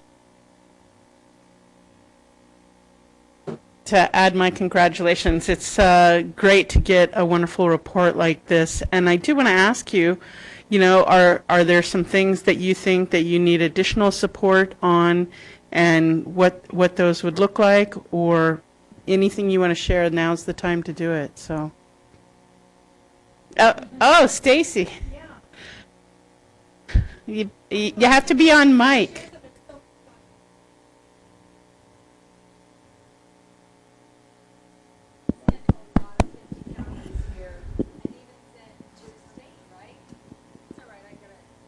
Yeah, but the people at home won't hear you if you're not on the mic. All right. Our science program at Junction is phenomenal. Jan Bennett's not here tonight, but she, I think, really leads that. And so many of our kids do science projects, and many of our students went to county this year, and we also sent 2 students to state, which is a pretty remarkable. And who was it that hosted the district science fair? Well, it was I think it was Junction, right? It was Junction, the Science Odyssey, where we always host. And I've forgotten, what are the Junction colors? I think the Junction colors, I think they're purple and white. I think they're purple and white. You have to be wearing, and you know what? You also have to be wearing purple. So it's amazing how that happens. So that's it. Anyway. We want to thank you for all your great work. We gave you a really big task, and we know that we did. And we've tried to give you the resources you need to succeed. So it's good to hear about all the positive developments, and we look forward to hearing more. And I'm interested in your ideas about the classroom. It sounded like you had some ideas for changing the classroom structure. So I think maybe we'll invite you back and hear about that in the future. And I just wanted to say I appreciate what Stacy said regarding the science program in general at Junction, and it was great. The last time I was here, the science program, and it was highlighted with the students that in Jan and their hard work. So it's really nice for our school to recognize, as well as the governing board to recognize their hard work in that area. Wonderful. Thank you so much. And if there's no member from the audience that wants to comment further, we're going to move on from this item. And Madam Superintendent, if you'd like to introduce the Career Tech Ed piece. Certainly. So I will invite Mrs. Amy Robbins, our Director of Curriculum and Special Projects, to come forward. And she's going to provide an update on career technical education. And I believe that Ms. Julie Duncan is from the Tri-Valley RP will join her at our podium. Thank you. Good evening, President Runyon, Superintendent Bowers, and members of the board. I too want to compliment Junction for all of their hard work and dedication, and feel that the pictures were wonderful, but seeing it in action, we should have had videos here today, very powerful. So we encourage others to visit their site and learn from all the hard work that they're ensuing. So tonight we bring to you, or I bring to you, the Connecting Students to the 21st Century, the 2013-14 Career Technical Education Report. As you can see, building the skills that equip you for college and career starts long before high school. So looking at career technical education, Common Core, and making sure our students are prepared to be 21st century learners. This is all wrapped up in a report that covers a lot of programs and a lot of grade levels. So we're going to begin with talking about the 15 industry sectors. There are 15 industry sectors according to the state of California in career technical education, and our ROP director, executive director, Julie Duncan, will talk about those 15 industry sectors in a little bit. And there are, like the Common Core, there are CTE model curriculum standards, and the standards are structured very similarly to the Common Core and correlated to the Common Core. So really looking at our programs, knowing that the Common Core literacy across all content areas is the expectation, and what better way to do it than in a CTE course where there's a lot of project-based, hands-on experiences. We have a wonderful gym here in the Tri-Valley with our Tri-Valley Educational Collaborative, our tech group. It's an organization that's a composition of Dublin, Pleasanton, Livermore, Las Positas, and ROP, and it's a partnership that's been in existence for 23 years. And this is a group of people who come together regularly to plan professional development, to invite our CTE teachers as well as other content area teachers to come together with the college so we can have K-12 or K-14 articulation, and we invite business and industry to come to the table to really talk about what's relevant for our students to make sure that all of our offerings are preparing our students for college and career success. As I mentioned, college and career starts long before students get to high school. So I would like to begin with talking about our elementary and middle school programs. And I would like to invite some staff from Altamont Creek to come forward as I'm talking about the programs. So when we look at our transitional kindergarten program, STEM and STEAM is the focus. So from our earliest learners in our district, we're really looking at building the science, technology, engineering, arts, and math related skills to prepare them as they move through the grade levels. We are very excited that Altamont Creek was chosen to pilot Project Lead the Way launch curriculum. And I'll let them tell you that they were one of the top contenders in the nation. I'm very proud of them. So tonight we have PJ Daly, Christina Alvarez, and Finna Gaddy, who have really bent over backwards this year to participate in a pilot which is going to benefit any and all of the schools that adopt this program. It's a very coveted pilot with Project Lead the Way. And so I'm going to ask our staff from Altamont Creek to talk a little bit about the opportunities that Project Lead the Way the launch pilot has afforded our K through 5th graders. All right, good evening, everybody. First of all, I wanted to acknowledge I'm sitting next to two rock stars. So if anybody's in the paparazzi looking for autographs and things, these two ladies are amazing. We would not be able to do the program that we've done this year without their incredible strength, guidance, you name it. They've been all over it. They've been studying as they've been teaching. They've been doing tons of trainings. They've been helping the kids, and the results are phenomenal. I realize we haven't had people over from the district in a long time to visit, so I invite you to come check out, see what's happening in the classroom. Last week, actually, we had some people come visit Kylie Adolf from Project Lead the Way. We've been in contact with kind of throughout the year. So she came by and visited one time and said, "Hey, there's a couple people interested in your program. Do you mind if I bring a few folks?" Yeah, no problem. Who's coming? An administrator or two from schools in Oakland were looking to it. And about 25 people later, we had basically the whole county there. But they were oogling and ogling over the things that they're doing. They visit some classrooms, talk to the teachers, and again, we're amazed by the things they're doing. We're sort of, now that we're in the midst of it, sort of taking it for granted, the amazing things that are happening every day in our classrooms. But without Christina and Fenna, it would not be possible. We're seeing things happen, again, coming myself from the high school level, things that in some ways I would see in science classes in high school. We've got 8-year-olds manipulating an app on an iPad, discussing what's happening, why they're doing it, what happens if you do this, and then trying new things and then writing down the results, which is something pretty incredible when you consider the technology and the age group and things they're able to do. We have 5th graders building robots, maneuvering them, not just putting together like Lego pieces, but literally building robots with circuits, using controllers, moving them around, moving things left and right, telling you why they have to do it that way, basically simulating a real-life scenario with toxic waste and whatnot, and why they have to maneuver it a certain way, explaining fully why they're doing that, how it's happening, and this is just happening right beneath our very eyes. So, again, testament to Christine and Fenna for the wonderful work they've done, but The amazing thing is we're just tip of the iceberg right now. We're one of 43 schools nationally that are doing this. Again, we have people who want to come visit us now. The word's out, the secret's out, I guess, so to speak. If you have a chance to, on our website, we're going to update more regularly, but we do have some pictures of different grade levels doing different things in the science curriculum, with the STEM stuff, the technology and whatnot. And so we have visitors coming from San Jose next week who want to see us from Union School District. Pleasanton still hasn't come yet, but I know they will. They've been talking about it. And again, people want to see what we're doing, which is very exciting. Kind of doing the forefront, sort of leading the charge here. But it's very exciting at the same time to see the engagement with the students. The kids love it, the parents love it, the other teachers love it as well. So we're very excited to be doing this program. And we're the only one in Northern California. So again, as far as driving distance goes, we're a one-stop shop. We're the only place in town. I did have a gentleman from Pittsburgh, Pennsylvania contact me. And I said, there's got to be something closer to you. He's like, yeah, but we're going to be in your area. I think they want an excuse to come to California. We've yet to finalize anything, but that was the furthest distance. But again, people have been asking. When we had our recruitment fair this past weekend or a couple weekends ago, and just talking to people that were interested in working for our district. I was here representing the district doing some things, but they said, oh, you're at Altamont Creek. I've heard of your school, and I've been on your website, and I've heard about the STEM stuff you're doing. So, like I said, the word's out there for not just our district, but for the public too. And so they're seeing again some of the wonderful things that are happening on our campus that we're very proud of. So if you haven't been familiar or involved in a pilot for Project Lead the Way, it is not unknown for them to release curriculum in a very unpolished format, and then the expectation is that you teach that curriculum with all the materials and everything the next week. So Finna and Christina have really gone above and beyond with the time, energy, and love they put into the curriculum, and walking into the classroom is visible.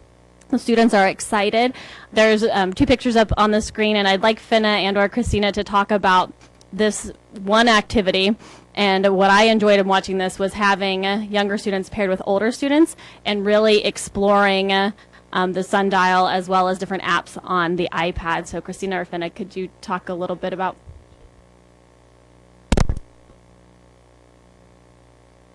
You need to be on the mic, or no one at home's going to hear. And we have a mic that you can pass around if it's easier. That's okay. We have one set of iPads, and we have found that we've had great success in pairing the older students with the younger students.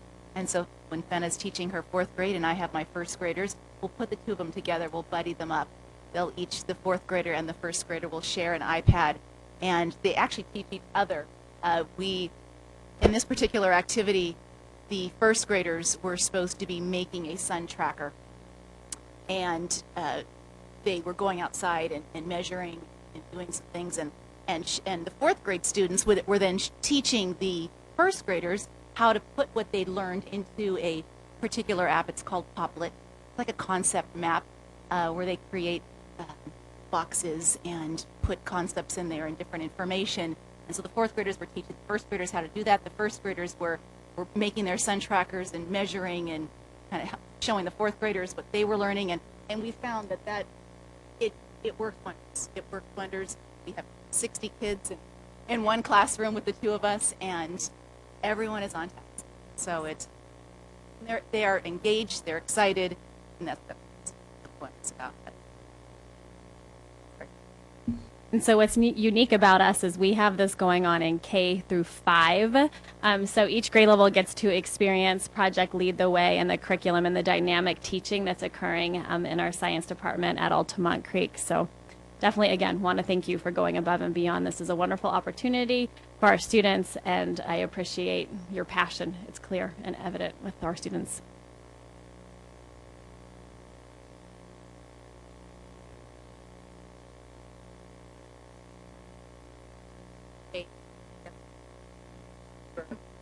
Again, if you can use the mic, because we can hear you, but no one at home is going to hear you if you're not on that mic.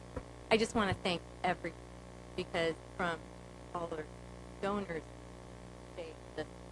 stepping into our lawn shop, we've been on the ride, and it's so exciting, but we could.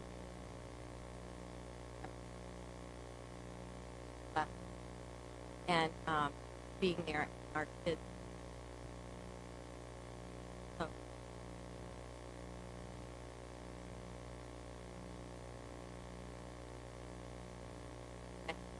middle school with our school grid. What is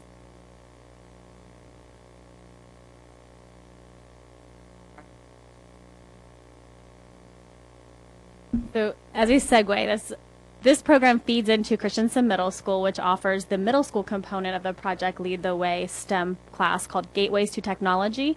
And we currently offer this elective series at Christensen Middle School and East Avenue Middle School. And I know the other middle schools are looking at possibly offering this in years to come. It's a very coveted program that we've seen a lot of success and a lot of different students from different backgrounds and with different interests really diving in and coming out of their middle school experience already with a picture in their mind of what they want to do as far as exiting high school and what they want to do as far as careers.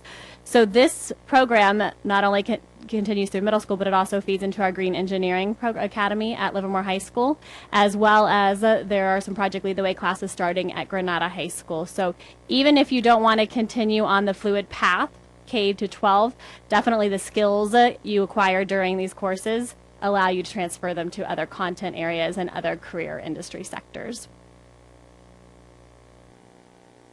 So looking at our high school, moving on to 912, that we have several different programs, pathways, and academies. For CTE courses, you can have a standalone course. You can have a series, a sequence of courses. So maybe 2 courses. You could have a pathway, which expands further than the 2 courses. And then you can have an academy. So there's different structures for CTE education. So some of our high school programs that we've highlighted over the years, our agricultural pathway at Livermore High School, our Green Engineering Academy at Livermore High School, our biotechnology pathway at Granada, our Culinary Academy, which is across all of our high schools and now including Del Val's Culinary Academy, and our computer science pathway we have at both of our high schools. This year, we have another pilot going on at the high school level. Carol Kennard, who could not be here this evening, she is piloting Project Lead the Way's computer science and software engineering course. And similar to Finna and Christina, kind of learning by doing. The curriculum is released and then she's putting it into action with students. And she spoke at our Tri-Valley Educational Collaborative End of the Year celebration and brought 2 students to speak with her. And really the students' excitement about the high school Project Lead the Way pilot for the computer science and software engineering was exciting to see. So we definitely have good engineer, computer scientists that will be moving out into college and beyond and supporting us as we age and venture into our technology needs as a district and as a society. All of our programs are enhanced and expanded on by our relationship with our Tri-Valley Regional Occupational Program. And I have Julie Duncan, the executive director of our program here. And Julie is going to highlight the industry sectors and talk a little bit about our relationship and our partnership, and then highlight some of the capstone courses for our CTE pathways. Good evening. Thank you, Superintendent Bowers, President Runyon, all the board members. I appreciate the time to be here this evening. The best part about this job is that I get to work with every district in the Tri-Valley.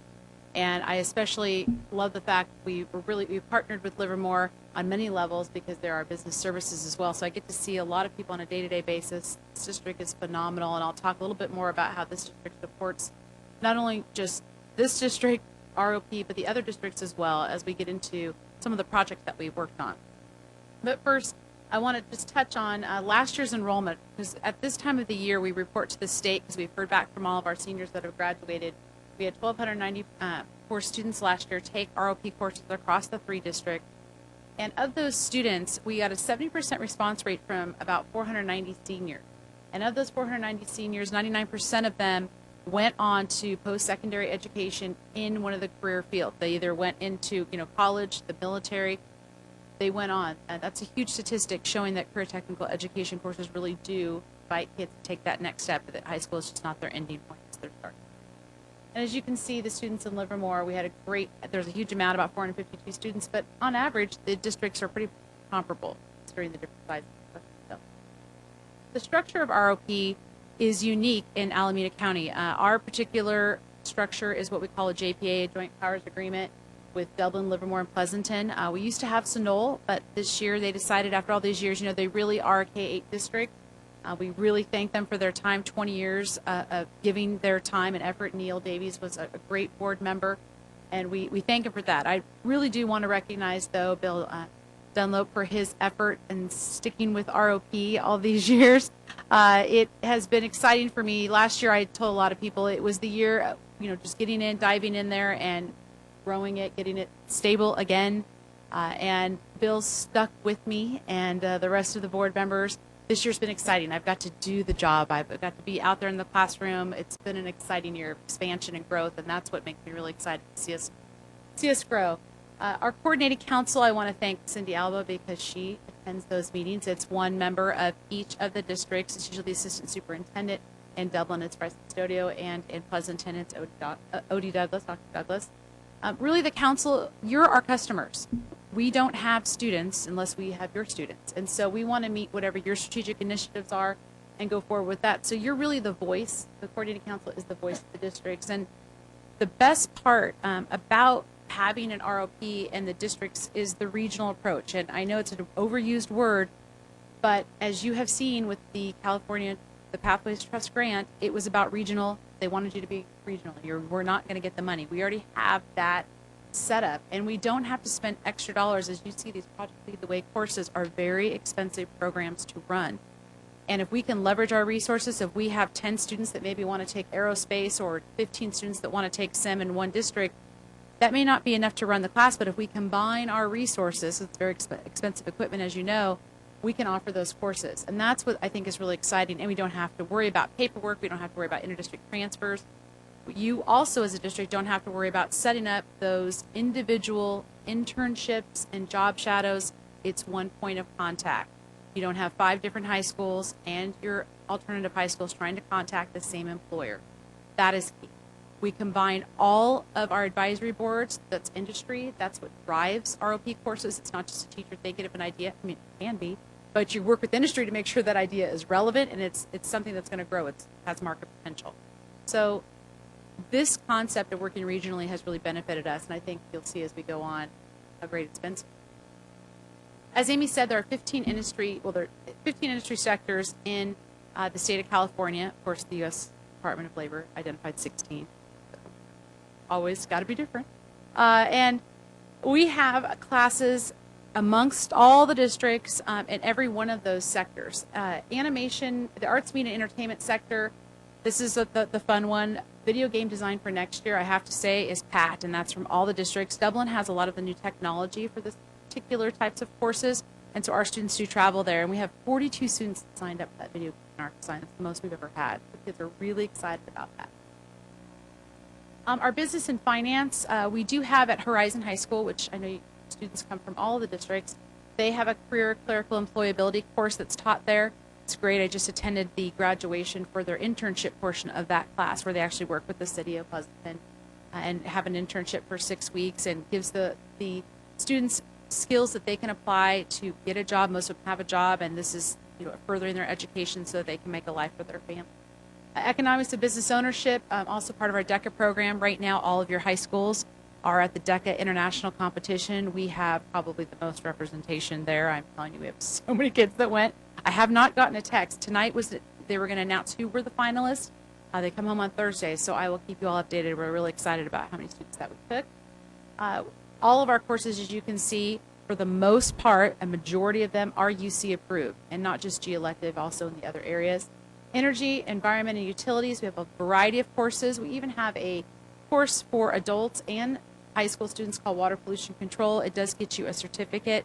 It's really an untapped area. I know a student who actually graduated from Livermore High School who went through this program. He went to Chico State, graduated from there with a double major, is now in this program right now, received an internship. It's a very lucrative type of job, and a lot of people don't realize just the different avenues you can go with that, and they're really high ranked. So we're excited about that program. Engineering and architecture. I spoke about this a little bit, but as you know, in Livermore, we have the civil engineering and architecture course. This course is offered to all students in all of the districts. That's why it's listed under ROP, even though it's yours. We host that so kids can come from all the other areas, as well as computer integrated manufacturing. That's taught in Dublin, so your students can sign up for that as well. This is one of our longest standing programs, our Education, Child Development, and Family Services. This course is really, honestly, your first year of student teaching when you're a teacher. This course is very much like this. These students just don't go in and make photocopies and cut. They actually do lesson plans. They work in small groups. And this particular course was exciting this year in Livermore because it was a great example of leveraging resources. We didn't have enough numbers to have a class at Granada, but there was such interest. There was a lot of interest. Well, Amador is really not that far. The Amador students used to go to Foothill. Well, it was a mile more, but less traffic to come down Stanley. So Amador students joined the Granada class, and we have a huge class, and our numbers for next year have 2 full classes at Livermore and Granada, and Amador students now are actually going to go back to Foothill to balance out the numbers. But we were able to grow a program because if you see interest, kids see what's going on at the school site, they're going to get interested in it. So we're really excited about that success. Health science and medical technology. As you know, I believe in Pleasanton, they had just started that. This is their first year in the Project Lead the Way Principles of Biomedical Sciences. I know that's something that you all are going to start next year. And it was also open, though, to all of the districts. So if you wanted to take it, Pleasanton allowed every period, not just one period. You could just come in at whatever section met your schedule, which was a great idea. Our medical occupations and our nursing programs are always full. You know, there's so many placements. We have over 90 students a day in some sort of medical internship, and that is 2 hours a day, every day.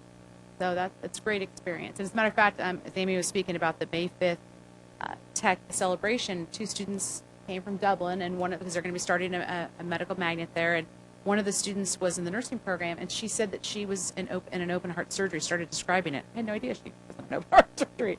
So it was just amazing just to hear the experience that these students get. They really put them in there. It is not, they're shadowing exactly what an internship is supposed to be. So it's exciting. And then we have sports, and I want to touch on that. We expanded this last couple of years into Livermore High School for the sports medicine athletic trainer. Very popular class at every high school. And again, we're going to have the numbers to offer to the marketing, sales, and service. This industry sector has a lot going on with it. We have our cosmetology program where I know over 50 students signed up for the Dublin Beauty School. As they interview, though, and they really make sure that kids are really interested and understand the commitment because it is a lot of hours, Saturday hours as well. And then our marketing, again, is another course that gets college credit, and we also have sports and entertainment marketing that's held at Amador. Public service, all of our districts have the criminal justice and crime scene investigation. That class this week, I'll be visiting a lot this week. There's a mock crime scene that they will be doing on Thursday. It's happening at every high school, and I think they switched it, though. This for Livermore will be Friday, but I'm going to go observe that and watch the students actually decide who's done it, so that'll be fun. Transportation technology, as you know, you have the great facility that everybody comes to for auto collision and repair and refinishing and auto specialist at Livermore High School. People, we used to say auto collision, and one of our former employees said, could you stop saying we don't teach kids how to hit each other? We actually teach them to repair and refinish a collision. So we have to make sure we finish that. In addition to our courses, as I touched on, there are 2 components to ROP courses that are different than a traditional high school course. We have what's called community classroom, and that is truly you pretty much spend the first 6 weeks in the classroom learning the skills that you need to be able to go out into your internship. And the rest of the school year, you're out on internship, you come in 1 day a week where you debrief, there's different skills that they talk about, their experiences in the classroom. And those are the courses listed below: developmental psych, medical occupation, nursing, and sports medicine, where students are receiving hours upon hours of expertise. And then our cooperative vocational education, we have over 90 of those internships currently, students out there who have a job, this is the paid portion of their job, but they get units in high school towards graduation, which is very key for a lot of kids. I would be remiss if I didn't mention the job that the career ed specialists do at all of the high schools. They have a big task. They work together really, really well. As a matter of fact, they're meeting in my office tomorrow. They put on the college fair. It rotates every year amongst the districts, the Tri-Valley College and Career Fair, which we did change that name a few years ago because we're not just saying college can mean a lot of different things. It's also, I know my son's graduating in a few weeks, and I'm not sending him to college to be there forever. I'm sending him there to get a career.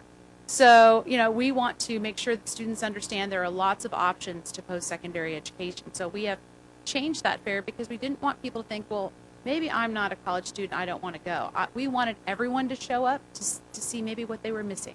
Those kids that think they're going to college may want to go to career tech school. Those kids think, oh, I'm not going to college, I'm going to go to career tech school, get interested in a college there. We wanted to expand the access and expand where our audience would be. One of the great programs that the career specialists work on is our Get Set program. It's the girls in engineering, science, and technology, 9th through 12th graders. Again, we had over 210 high school students. It's awesome. They went to Stanford this year. They went to the Tech Museum. They went to Sutter Medical. They got to see so many different types where science fits in where you don't think science fits in at.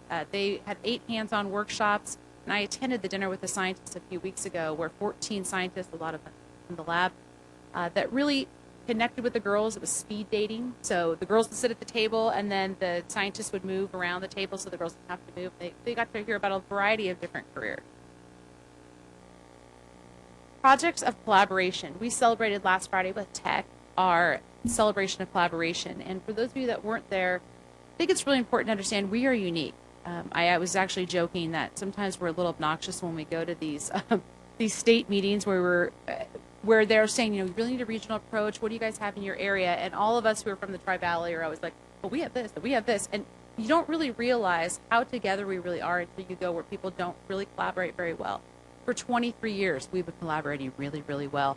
And it's evident. And the way you could really see that it was evident and I'm going to skip basically to the third bullet there, is the California Career Pathways Trust Grant that came out. Everybody knew $250 million. Every district wanted to make sure that they were in on that. We know how to work together. We already have an established relationship amongst districts. We want to do what's best for kids. Egos are out the door. It was amazing, and this is where I really want to just emphasize Livermore. You have to have a fiscal agent. We went ahead and put a grant together, and Livermore took on the fiscal agent piece. It could just have been a name only, but truly, we were housed here. Amy Robbins was phenomenal. She made us feel at home, so much so that I wanted to come here like every morning. I'd just go in the parking lot, go in my special door, get in, and I would get to work. It was an amazing experience with Bryce Custodio and Cindy Alba, especially too. I want to just mention, she allowed Amy to be able to do this. Kelly, we were in every conference room and room in this entire building for about 3 weeks to get this project done, and Livermore embraced us.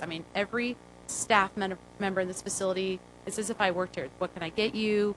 Unbelievable. It's a great place to work. I have to tell you, I loved every minute of it. And it's because we all know how to work together. And, we do CT fairs. I talked about the College and Career Fair. It's actually going to be held this year at Livermore High School over the next school year. October 15th is the date. You want to pencil that in, 6:30 to 8:30. We have recruitment fairs that you've put on. And what I love is our ROP teachers are coming, even if they're at a Dublin campus or they're at a Pleasanton campus, they come to the Livermore CT fair, or the back to school night, whatever fair it is, they're there. You have really, at Livermore, they've also changed it up a little bit. They've tried new things, and they've listened to feedback. It's exciting to see that. And then part of this grant that we were writing was about middle college. And I know some of you have heard of this, but middle college is a concept where, maybe high school isn't for me, or I'm first college, I'm first generation college bound. I'm maybe a little disengaged. I don't really know maybe what I want to do. Middle college is for those students who maybe want to, maybe they're a little bit more mature. They want to start their college experience starting in the 11th grade.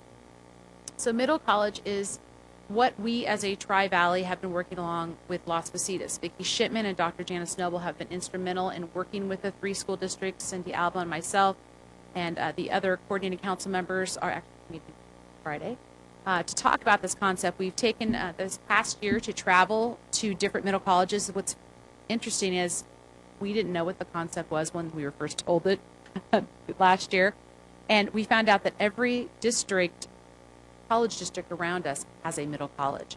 And basically what it is in the 11th you're identified, you can apply in your sophomore year to go to college. So your high school courses are all taught on a college campus. You're with a cohort of students. You could start maybe your morning by yourself and you want to take a few college courses. Then from maybe, let's say, 12:30 to 2:30, you're with your high school students from your particular high school district. You're learning your English and your social studies. And then after class, you could take more college courses if you want. you are a college student. So at the same time you're duly enrolled, you're going to receive a high school diploma and college credit. That college credit could be used towards a degree or transferable credit. It's a great program. It's a great model. We're going to go again on, I believe, May 19th to go look at Contra Costa County Middle College, because we're trying to figure out, what do we want to do?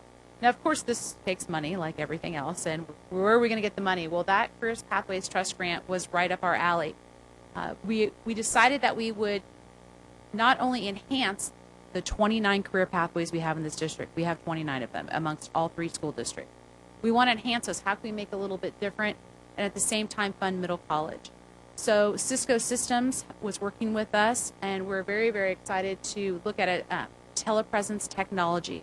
In other words, how can we give more access to kids instead of getting buses, having mentors come in, us trying to do job chat? How can we do this and expand it?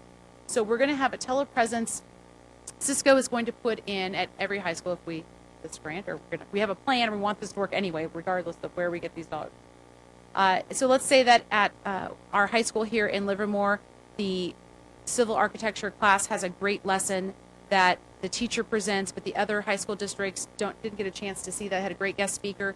They can go in on that same day to watch the lesson. They can watch it later. Maybe there's a particular concept that a teacher at Pleasanton wants to hone in on from the Livermore teacher. It's going to have voice analytics where you can go ahead and say exactly what that curriculum concept was and bring that up. Very high tech. We can have field trips that are virtual. We've talked about the lab in Sandia being able to take you on a virtual field trip, and all the students are in the classroom, but there it's interactive. Students can talk at the same time. They could send supplies ahead of time to the classroom, so if there was some sort of lab, they could do it together with the person on the screen. I mean, the possibilities are endless. We also are talking about having one-on-one visual communication in the libraries where mentors, it's safer, where we take kids, they schedule it. It could be anyone in the world. It doesn't have to be someone here locally, where students can have that mentorship one-on-one. So we're really excited about that. We're going to expand 2 pathways with this particular grant money. This is what we were asking for information communication technologies, which is the Cisco network is one area, and then expanding, as Amy pointed out, our Project Lead the Way software pilot, expanding that piece of it as well, and then our health science and medical technology. So the concept would be our middle college would have a career theme. So let's say in 8th grade, you have a great program of Project Lead the Way courses all the way from kindergarten and up.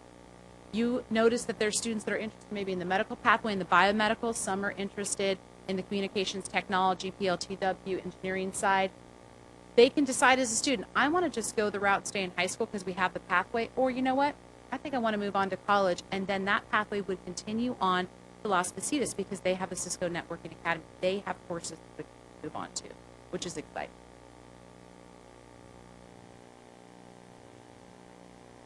So as Julie mentioned, she briefly described the project for the California Career Pathways Trust that we all collaborated on and outlined. I found fantastic, in my opinion, project. We do not know if we have the funding for that project yet, so we will wait till the end of the May. But again, it is with us being the lead. That doesn't mean Livermore gets all of the money. It means that we will work to ensure that the project is carried out and work collaboratively as we have for the last 23 years with our partners. So we look forward to hearing the outcome for that. Regardless, we have learned our strengths and definitely, as Julie mentioned, realize that what we have here in Pleasanton, Livermore, and Dublin, as well as our relationship with the community college, is unique. To at least the other districts that we've interacted with and participated in the planning of the grant with across Northern California.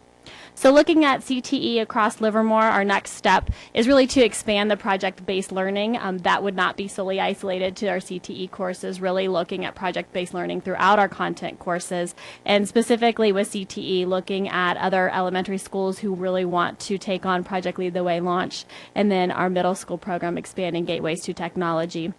Making sure that we maintain and are expanding our partnerships. Definitely business and industry know what is needed in the field, so making sure we have open communication with business and industry and really connecting students and staff to those internship opportunities. updating our CTE courses with the Common Core state standards. As we bring forward new CTE courses, they will have the literacy standards and Common Core standards that they will be integrating into their courses. And then with all of our courses and with our staff, providing professional development to make sure that our objectives are aligned with business and industry and to really make sure that we continue to hone in on our craft.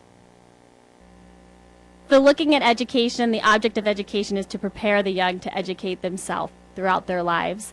And looking at Common Core and really what we want to occur in our classrooms, our students can Google to find the answer to almost any question, but how do they apply that knowledge and information to be productive and contribute and thrive in our changing world? So career technical education is one way that we do that. We want every classroom across our district to prepare our students to think for themselves and be able to apply that knowledge. So that concludes our CTE report. If there's any questions for staff, we'll happily take up them. Mrs. White? Well, I've been involved with the CTE for a couple years now, and it's just grown, and that we talk to each other, I think, is key. It allows you to expand. I can recall when Granada High School first started the block plan, one of the reasons was that the principal at the time had insisted that the different departments talk to each other before the block plan came up. So they already knew how to talk to each other. And so when the problem of 36, 38 in the classroom came up, everybody had the problem and they worked all together to solve it, and we've gotten connections together here. But I guess I think it's good to start, I know it's good to start early on to be aware of careers, but I've been in middle school classrooms, not lately, mind you, but I have been, where you'd say, and what are you going to be when you are an adult? And these blank stares from the 14-year-olds, you'd think, oh my God. And, you know, I think if I had on my wish list, what I'd like to see would be to have some sort of career awareness standards in the district that that would happen starting in kindergarten. I don't think it would take all that much extra instructional time, but if the students go on a field trip, you could just say, what do you need to do to become a fireman? What do you need to be able to work in this factory? Wherever they're doing. What do you need to do to become a ranger at LARPD? Just little things like that. And I also have a notion, and this is one of the first times I've said it in public, is that it would be really a good idea, I think, if each of our students from about 4th grade on was instructed as part of his assignments that year to write a resume. I don't care if it's his resume, Thomas Jefferson's resume, or a resume of a scientist that he read about, or create a job and invent the resume that would support that job. And he could do this part of his history class or his science class, or even in his technology in the computer lab, because resumes these days are technology based. Now maybe there won't be resumes in 10 years, I don't know, but it would make a student think about what Thomas Jefferson did to become a statesman. How do you prepare to be? I mean, what did Madame Curie do to have all those questions? So I think this is such a wonderful start to make those things happen if the students see that there's other activities to do. Thank you. Dr. Dunlop? Yes, I can remember as a young boy when probably in the 2nd, 3rd grade, all the boys my age in the neighborhood wanted to be garbage men. That looked like the most exciting job we could ever see. But, you know, as you see other jobs, sometimes they turn out to be the ones you're excited in, and sometimes it takes a lot of work to actually get that. But I do want to comment that being part of the ROP board as well, what I want to comment on is about 3 years ago, we were almost out of business, close to bankrupt, programs falling apart, and fortunately we've had some extremely good people come in and get us on the right track, and Julie is one of those.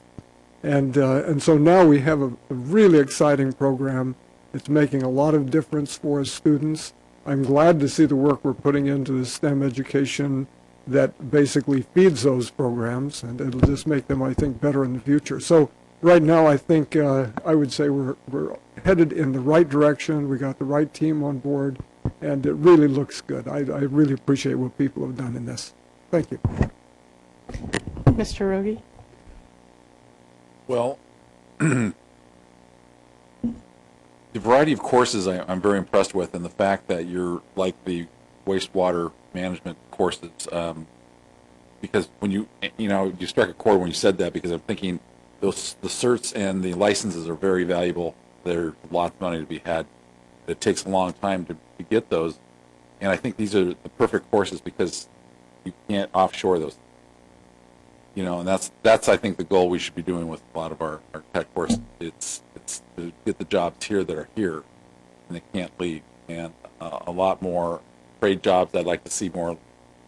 Shared an article with the board about welders. $200,000 in high-tech welding, and that's not just your basic stick welding. That is laser welding, neutron beam welding, those kind of high-tech welding. Welding takes on a whole genre of industry now, and so those are the kind of things I'd like to see us get back into or expand into, because it is part of technology, and even plumbing is high-tech. I mean, I've looked at some of these things that they're doing now.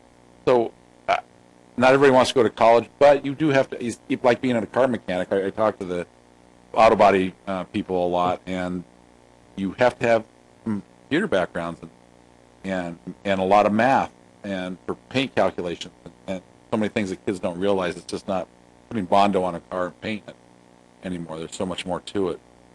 So I'm really glad that it's expanding. I'm glad that the districts around the area are really taking this on and realize that, again, not everybody wants to go to college, but there's going to have to be some college involved in no matter what job you go into, or a college-type course, more advanced course. And I do want to comment to the, what you're talking about the welding. Scott Miner at Las Positas, we work with, he's part of the welding program there, and I'm familiar with him. They're really excited because they're currently now working with NASA Ames, with Livermore Laboratory, Sandia. They're working on getting certification and working with the laser welding, and that's actually something that they're thinking about when they heard about our project at Middle College and how we want to do the telepresence. They want to start bringing that into our technology classrooms. So that's a conversation I just had because of this presentation that we made.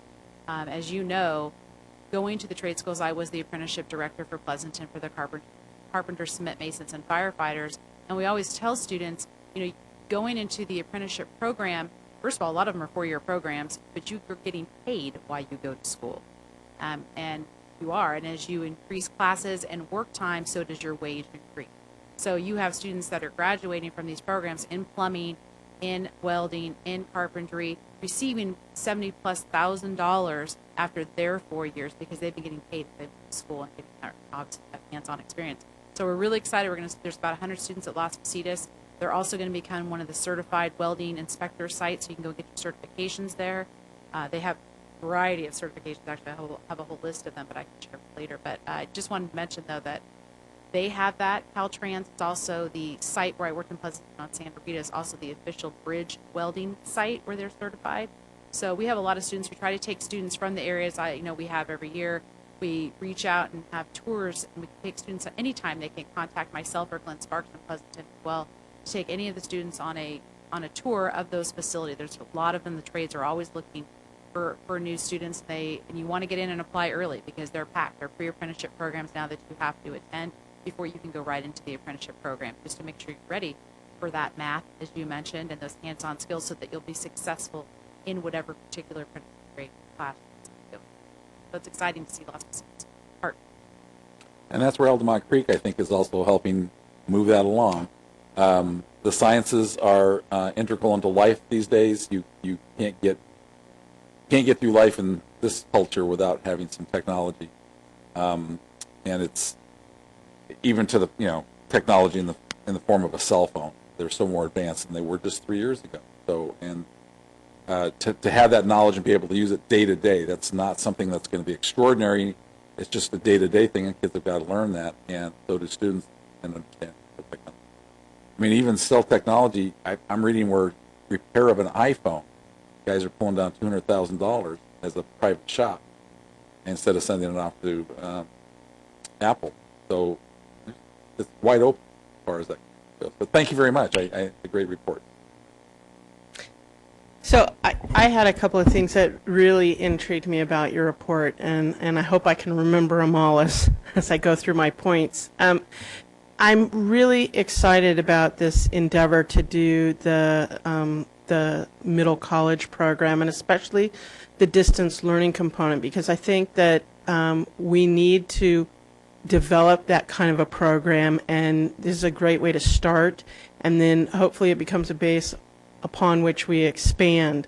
I know that I've taken several courses online, and when I was laid up and in a wheelchair, it was a great outlet for me to go, all these things that I've been saying for years I wanted to do, and now I'm stuck in a hospital bed, I might as well get on with it. And I know that Brigham Young University has such an outstanding accounting course that it's become the precursor course required by many of the Ivy League business schools before you get an MBA.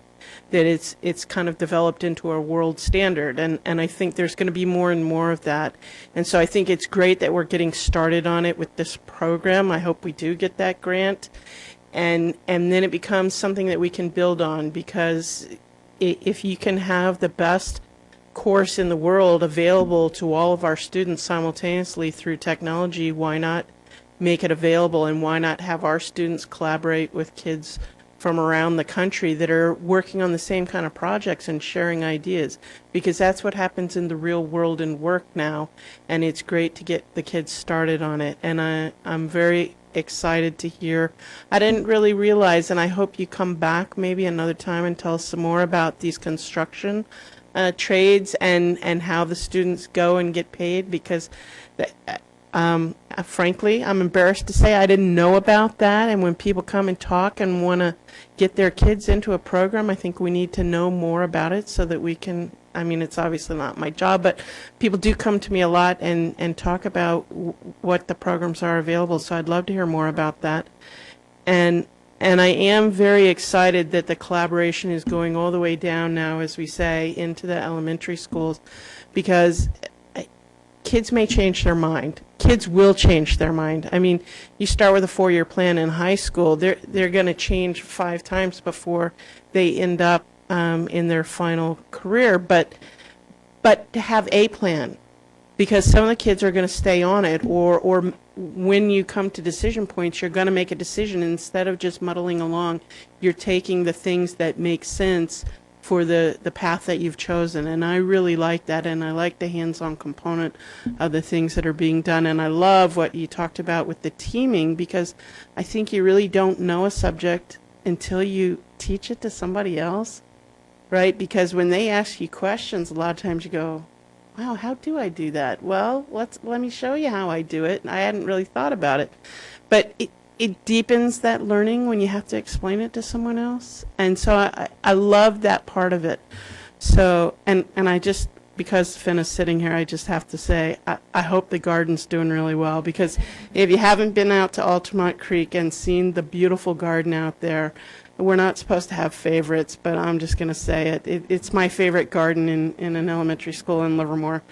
So anyway, I really want to echo what Dr. Dunlop said. This program could have gone away completely. This entire structure could have gone away completely, and in a lot of schools around the state, it did, right? That school districts were given the opportunity to take the money that was going to ROP and pull it back into their own budgets and keep their own programs running. And when we had faced that choice, we made a decision not to do that, that these programs were important and we wanted to keep them going. And I'm glad about the improved structure. I'm glad that we were able to keep it afloat. And I really appreciate what you said tonight about the willingness of our staff to help you and to help in the grant process. I think that's one of the things that makes Livermore very special. When those opportunities arrive, I like to think that we make the right choice. We made the choice to go for it, and then we all pitch in and get the work done that needs to be done. And I think this is just a shining example that benefits not only our students here in Livermore, but the region as a whole. Because as you say, so many of these programs we couldn't run ourselves. If we could, we probably would have, but we need the gathering of students together to get a full class to keep the pipeline full and relevant. And so it makes a lot more sense to work together on these things. And I'm glad we made that choice, and I'm glad you're there and kept it alive, and really look forward to learning more in the future about where you're going with it. And, I hope you're back in a while giving us a success story about this distance learning, right? So, Have a plan. well, right. And then, if it's not this one, it'll be the next one. And, we don't know what the timeline will be, but I'm confident that you'll find a way. And I really do appreciate you acknowledging our staff and all the help that they've been, because, it's a lot of hard work, and we ask them to do this on top of their regular day jobs, and it is a tremendous amount of work. So I want to thank you all for coming down and explaining what you do, and I look forward to hearing more in the future. One more comment. I start thinking more as other people think. One of the things, have you ever compiled a list, and I think some of the industry rags have mentioned it, but as boomers retire, some of these skills that are getting short, they're going to have a shortage of because that skill is not being transferred. And there must be some job list out there or position list of retirees or positions that are being threatened as people retire, that we're losing that knowledge. And our students aren't stepping in to fill those positions. I think that'd be a good list to look at and to maybe offer some programs. And then I was wondering if you ever looked at doing an alliance with Tesla. It's cutting edge. Well, it's edge technology at this point, but it is manufacturing. But the battery building and all the things that they're going to be doing in the future would be really, those are going to be some good job. We've talked with our automotive team and looking at robotics, somehow how we can partner that. They're in contact with them a lot, but we don't have a formal program. Thank you.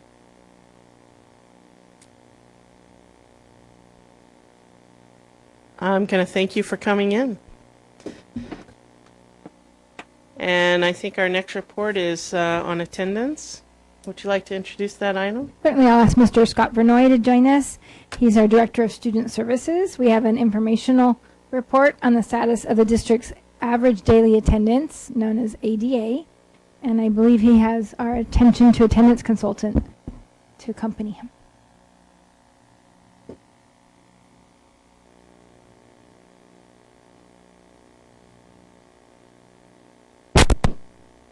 Thank you so much.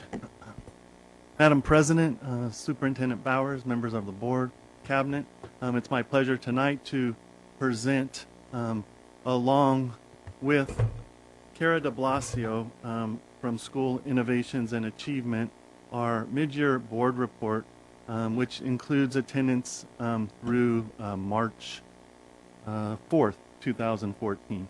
I think this is a perfect lead-in about creating a culture of success. After the Junction Avenue presentation, and if you don't know, I still do bleed purple with my my bulldog tattoo, and I don't really have that tattoo. And then the career technical presentation that was just so engaging. All of these things add to why we are so successful in helping our students come to school. So at this time, I'll turn it over to Cara, and we'll move along. Thank you, Scott. Thank you, President Runyon and Superintendent Bowers, for having us here today. And thank you also to board members and cabinet members as well. I'm very happy to be here tonight to talk about the mid-year results of our partnership together. We've been partnering for a few years now, which I'll get to. But I think Scott was right when he started talking at the beginning here about the work that your staff and your sites and your community is doing to create this culture of achievement here at Livermore. You've got everyone enlisted in the same cause, which is to bring more kids back to school so that they are here showing up every single day for class. You know, building bright futures, contributing and thriving. We want students to be here every day in order to achieve that. And when we take a look at this first slide here, when we talk about creating this culture of achievement, which you're really doing a great job of here at this district, again, we've enlisted the organization. All of your sites are using the same exact process for tracking attendance and for notifying parents when their students aren't in school. We're communicating with the community, we're communicating with families, parents, students, and also in our partnership, we're communicating with you, communicating results, communicating where we have opportunities for improvement. We're also helping you support that effort, and the effort, of course, is to bring more kids back to class every single day, and how we do that is notifying their parents when they aren't in school. We're measuring the right things. You know, data is extremely crucial right now in regards to tracking truancies, tracking chronic absenteeism, and it's very important to know where your students are, when they're absent, and why they're absent. And so we're helping you through the data measure those. And then also obviously providing oversight. We want you to know what's going on with the district as far as how many students are chronically absent, how many students are truant, how many students have excessive excused absences, and where the opportunities lie for increasing that communication to those parents. So again, this is our third year of partnership, and obviously we want that timely and consistent process for notifying parents when their kids aren't in school. We have that with the attendance notifications, and again, your site staff is utilizing the same system across the board for those notifications to go out. We also want to increase parent communication and also know that those interventions are paying off. You know, are the students coming back to school? How do we measure that? Some great things that have been happening. We were named to the district administrator's top 100 product this year, part of CIO review, top 20 education tech solution providers. And also, again, as I mentioned, we are working with the Attorney General's office. The report that was released back in September called In School and On Track addressed the issue of truancy that we have going on here in California and the issue of chronic absenteeism that we have going on here in California. And the Attorney General's office contacted our office and utilized a lot of our data in doing the analysis for that particular report, which will be an annual report, and we will be continuing to work with her office. And obviously, when we're doing this, as I mentioned before, we want to create and continue to cultivate the culture of achievement that you have started to grow here at Livermore. And we want everyone to understand the importance of attendance and the importance of showing up. It's not just about getting marked off in a roll book. It's about being here, engaged, ready to learn, and becoming career and college ready. So just some quick administrative points that as of the March 19th print date, we send those attendance notifications out to your parents every other week. So they're notified when their children are not in school, whether it be for truancy or for excessive excused absences. And we've had over 3,000 pieces of parent communication that went out as of that March 19th print date. And 165 conferences were conducted by your staff. So that's 165 face-to-face conversations with parents about their child's attendance. Continuing on the administrative that we've completed so far, we've had status reports, chronic absentee reports that are delivered not only to your district staff, but also the sites receive their individual site-level reports with student-level data and whether those students are in the excellent, satisfactory, manageable, chronically absent, and severely chronic categories. And we provide training for how those sites can utilize those lists of students in communicating with not only the parents, but also the students as well. Trainings, communication touch points with our service teams, newsletters, and also something new that we're doing this year, which is alerting your district when we're seeing some inconsistencies in the data that need to be cleaned up.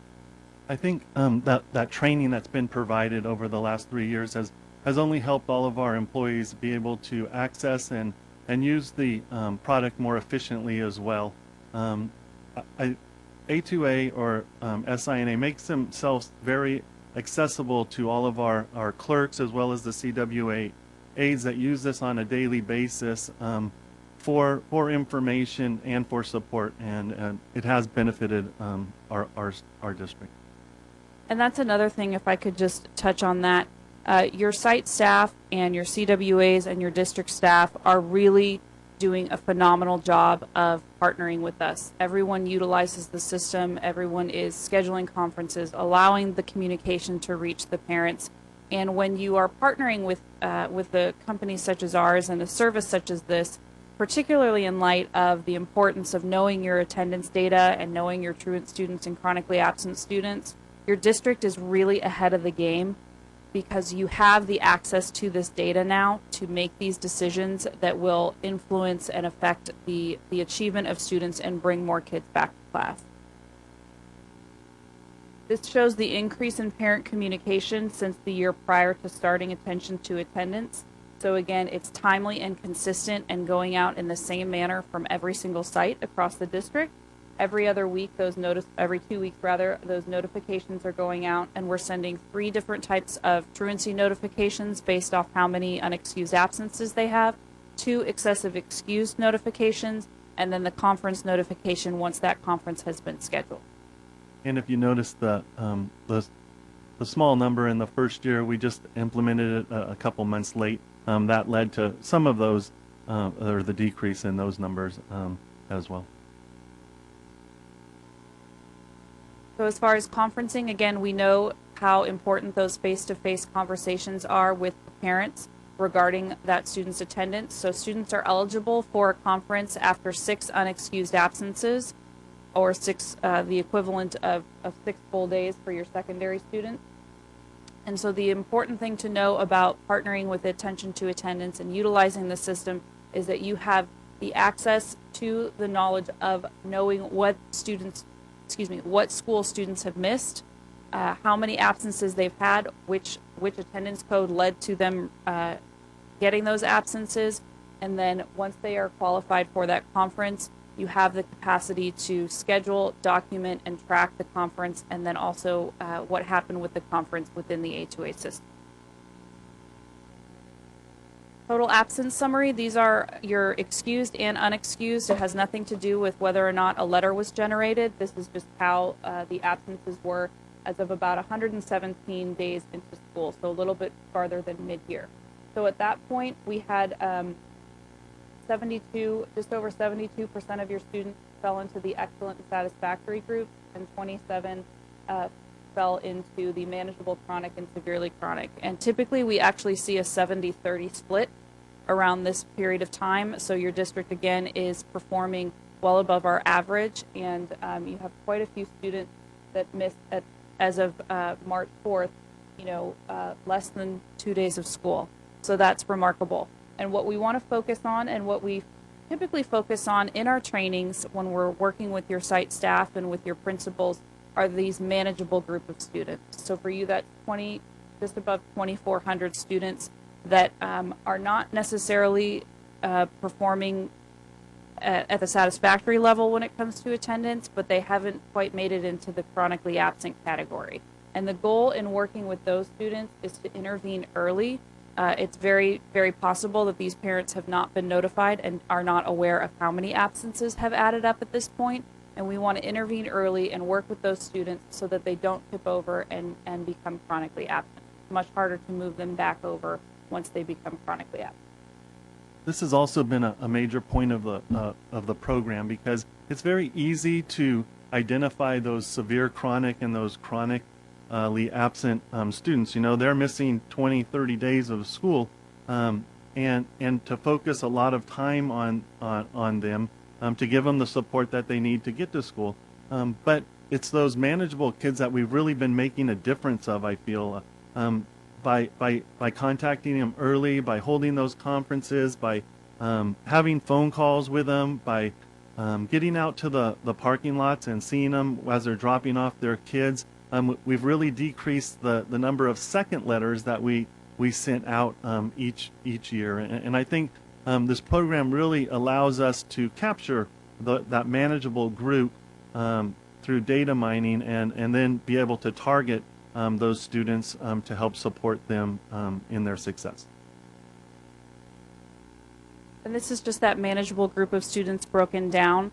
So those 2,400 plus students broken down by grade. We do typically see a high number of students in the early grades, particularly kindergarten. Sometimes that can be excused absences, illness, and also we know that that is a time where the decisions are made obviously by the parent.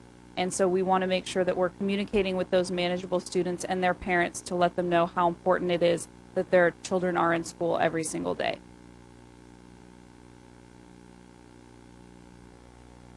So these are the truant, the percentages of students that are truant as of March 4th, and a truant student is a student that has been absent for 3 or more full days at the elementary level, 18 periods for secondary, for unexcused absences.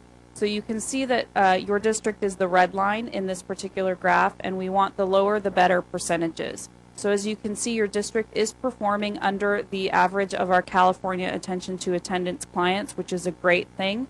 The important thing to see, though, is we do still have 14% of kindergartners that are truant and 19% of 12th graders that are truant. But again, this shows that that you are, again, doing very well in addressing those absences. But also, as you look at the graph, and I'm sure it's really hard to see the numbers at home, we are performing about 10% lower than the state average at all grade levels, and up to probably like 18 or 19% as we below the state average as we get to our high schools. Particularly, I think the data point that really stands out is freshmen, and there's a lot of thinking that the freshman in transition program has really impacted the freshman attendance and the importance of that, getting them off to a right start, and then that continues to be much lower than in the high school than the average in the state. Yeah, I would agree, because the slope is about the same, but we're starting way lower than the rest of California. These are the excused absences. So these are students who at the elementary level have missed 7 or more full days of school, and then 42 periods at the secondary level for excused absences. So again, we want lower percentages, the better here. And again, you are performing under the average of our California Attention to Attendance clients in kindergarten through 5th grade, and then we pop back up again above the average in the high school. And this is one of the things that we have brainstormed, that we're going to ask this presentation to go to our PCIC, our Parent Club Information Council. What happens sometimes in districts, it's excused absences, families are making choices about trips and things like that, or students don't feel like going, so parents write notes. And so part of it is an education piece about the importance of school. Part of the adjustments we've made with our calendar is to allow people to plan ahead now for almost 2 years. We have some natural breaks built in if that's when they want to go to different places. But really working with our parents, because a lot of the decisions made about excusing have to do with parents. And so we want to approach it with the students as well through the FIT program and their choices. But we do know that the family environment has a lot to do with students' attendance. We're also sending out excused or absence letters. Now students receive letters after the 10th absence. We're looking to lower that a little bit for next year, so that they would receive their first excessive excused absence letter after the 8th letter, or after the 8th day missed. So to hopefully help them understand that missed days are lost instruction. And then these are the percentages of your chronically absent students, and these are students who, as of March 4th, had missed more than 10% of the school year. So again, we want lower percentages here, and once again, your district is outperforming our average of California Attention to Attendance clients. And I apologize, the numbers are quite small. We do have 9% of kindergartners who are chronically absent at your district, compared to 14% with our average of California Attention to Attendance clients. And again, these are excused and unexcused absences altogether. It does not matter if they've received any kind of attendance notification. This is just a straight look at how the absences are adding up at this point. So I think it's very clear that that we've done a lot of really good things in the area of attendance, but we're not there yet, right? We can continue to make strides, not only in our chronic but our manageable groups, to as well as our excessive excused absences, to bring those absences down a bit more to help our students be successful as we move forward. We've looked to put some resources to the elementary school levels, and I think if not only this graph shows it, but even the past graph, which was the excused absences, we can see a little bit of progress in those areas, and we hope that the efforts that we put, those early interventions in grades K to 5, then will hopefully carry over into the middle school and high school as we move forward. And just in closing, I do want to say again how great of a job your district is doing. Your sites have really embraced the attention to attendance service, and they utilize our service team. I hear wonderful things about this district from our service team, and it shows in your data. We obviously know we have some opportunities for increasing communication, increasing those opportunities for conferencing with families. But again, your district is ahead of the game in contacting parents, in communicating with families, and also addressing that issue of chronic absenteeism and the manageable students through the reports that we're providing. And your district is doing very, very well. So that concludes our presentation. If you have any questions, we'd be glad to answer them at this time. Mrs. White?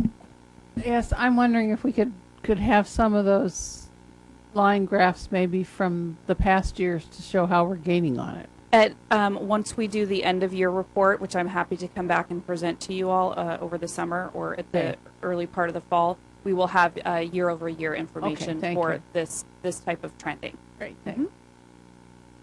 Dr. Dunlop? Let's see, you're showing us comparisons between California average, but that's the ones that you have access to, is that correct?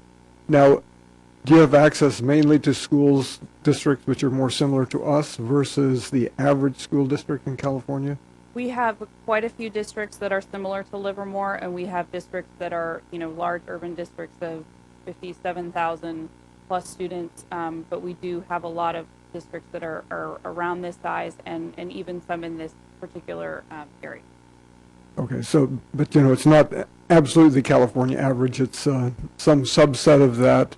Correct. And I was wondering if perhaps we were comparing against a more elite one, but you do have some very large districts like Los Angeles or some of those which would have a broad range of students. Correct. In the Southern California and Northern California area, and you are correct. This is the average of California clients utilizing attention to attendance. Yeah.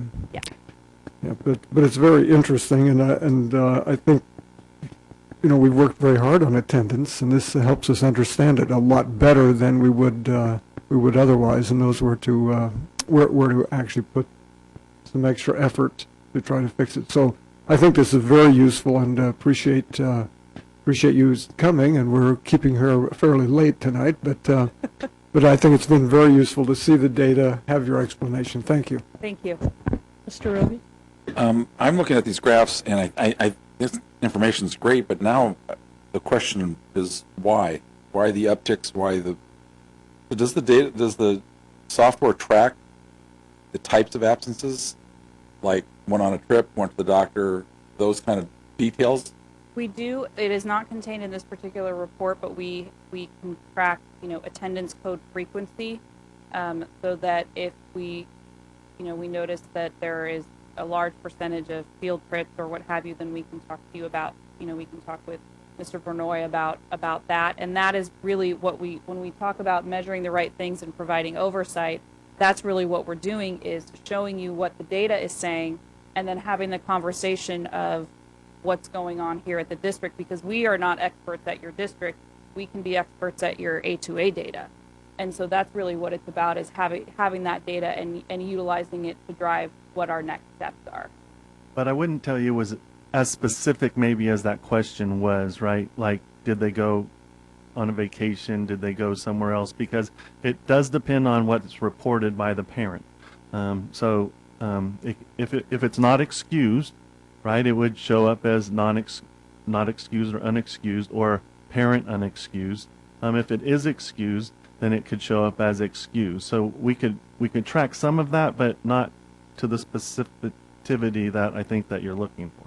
But what we do is we look at the data and then ask the questions. For instance, we have it by site, we have it by grade levels. We can look at patterns, but we do that with our principals because that's kind of the level that they need to be aware of. So for instance, Christensen appeared as if it had more absences, but that's also where we have most of our special education students. And they are going to be absent more because of the nature of some of their disabilities and their special needs. And in those cases, so then we ask that question, you go to the next level, and then you realize it's a small subset of Christensen that is in the larger category. And so even if they're classified as truant by her data, because there's a definition of truant, we actually know that their parents and their IEPs allow them to be absent for certain reasons. Then also this year, when we look at the year to year, this year particularly, well, I know in Livermore, but throughout the state, the flu was, and we had pertussis, and so there's some things also that you'll see some fluctuations based on what we know is going on, and so you don't get overly alarmed because we actually didn't want students to come to school with the flu. And so we take it to that next more laser-like level, but what we were hoping is by raising the consciousness of everyone, and that you would see kind of the level from the board level, so far as policy, so far as supporting with CWAs, and so those types of things, and then the parent communication. That's kind of the level that we hope the board would do, and then we do the drill down, very detailed. And I will tell you, when we also have the incentive program now, and so you have schools like Maryland used to never win attendance awards, and now they've won quite a few. So we incentivize for the rewards for the perfect attendance as well as the other end, which is to be cognizant that we need students in school to learn. Yeah, I would tell you that that attendance is really an individual process, right? We're looking at individuals. This is a large data that we're showing you, district-wide data, statewide data, but on a day-to-day basis, our CWAs, our attendance clerks, our principals are focusing on those individuals, right? So we're identifying that manageable group, but then we're breaking them out as individuals to understand why they're missing, and then hopefully giving them the extra support that they need, though it be medical or transportation or clothing or housing, whatever that support that we could add to the family to help them get to school, that is our goal. We were mentioning that when you do the drill downs, is that actual data or is that just intrinsic data that you know that we had the flu, so maybe that's why this uptick in absences? Well, our nurses track the medical data and the instances of pertussis when we've had outbreaks and things like that. So they have that particular data, but we're still dealing with individuals. Parents will sometimes say this child's ill. They won't always say it's the flu. Well, and that's the other question too. The other external data that should be tracked is, well, whether Giants win the pennant. I mean, my child's sick, but yeah, it was at the baseball game. I mean, those kind of things can be tracked and see, well, we got a one-day uptick. How come we had so many kids out sick? Well, can it be recorded that, yeah, an external event was, the Giants were in the World Series or other things like that. It was a huge sunny day and a lot of people took off the beach. I don't know. I mean, I can explain some of the 12th grade stuff. Senioritis, I mean, some of that was pretty obvious. The other thing, too, I was wondering is, can it be linked to the students' records to look at grades, testing, and by gender, the breakouts of these absences? Because I was thinking, one of the trends was when a kid gets bored in school, not being challenged, they tend to miss school. And by looking at their grades, this kid's an A student, now he's starting to miss a lot of school. It's either he's bored or the student is into drugs or, I mean, it could help analyze why somebody is out. I would tell you that we do use attendance as a red flag, right? And so if we're seeing an uptick in their attendance pattern, then we are looking at that individual to see why, and then we're trying to support that student. That's a lot of manual intervention to do that. I mean, I'm just saying. It does. cross it with the data that we actually already have, and let's take a look. I mean, it could probably do a lot of tells and distill a lot of information that you don't need to look at, and make our jobs a little bit easier.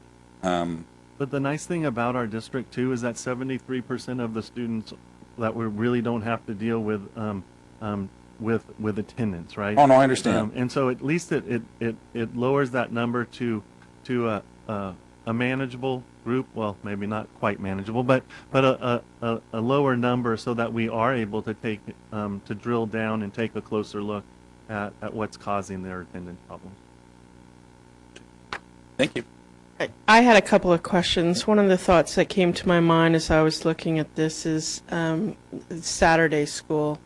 My son went to Tracy High School for the International Baccalaureate program, and when kids got into trouble or missed school, there was Saturday school, and that was an opportunity for them to actually make up what they've missed. And I don't know if there's ever been any consideration of that as an alternative to the kind of programs that we've had. You want to say anything about that? That is an option. We haven't spoken a lot about it, but there are a couple of schools that are interested in recouping attendance by using the Saturday school. So I think it's out there, and we are talking about it. Okay. And then, to me, attendance is a marker rather than an actual end that we're seeking, right? That what we're seeking is for students to learn. And I think we have one problem at one end of the spectrum where someone might be ill a lot and missing because of that, or, the kind of problems that you talked about where they have an unorganized family or some kind of difficulty in getting to school or not a culture of going to school. And then on the other end, we've got high-income parents that want to travel. And I know many times we took our kids out of school because we had opportunities to take them to things that were really enriching around the world, and we were able to put them on independent study. And one of the things that I'm increasingly hearing from parents as we've kind of changed our calendar around is the 5-day rule. That in order to go on independent study, you have to be out of school for 5 days. But we've got a lot of 4-day weeks now throughout the calendar. And so if you're going to miss out on 4 days of school because you're missing a calendar week to go on a family vacation or business trip that you're taking your family on, they don't have the opportunity to use that independent study unless when they get back they want to keep their kids out one more day. And I don't know if the rule on independent study comes from the state or whether it does. I believe it's a state rule. I'm wondering if maybe we ask for a change and say either the full number of days in that calendar week or 5 days, then you can go on independent study, because there's a lot of value to traveling around the world and seeing other cultures. And I know that was something that we availed ourselves of, but as we have so many of these shortened weeks within the calendar, families don't have that opportunity. And it's not that they're not concerned about education, but it's a pull in another direction. And I see a lot of families, and I actually take a lot of phone calls going, what do I do? Do I lie and say my kids are sick? What value are you teaching your kid if you lie? And so I don't know if that's something that maybe we can address, but certainly a letter to Joan Buchanan or some other advocate in Sacramento saying we need to look at that, because there are a lot of days.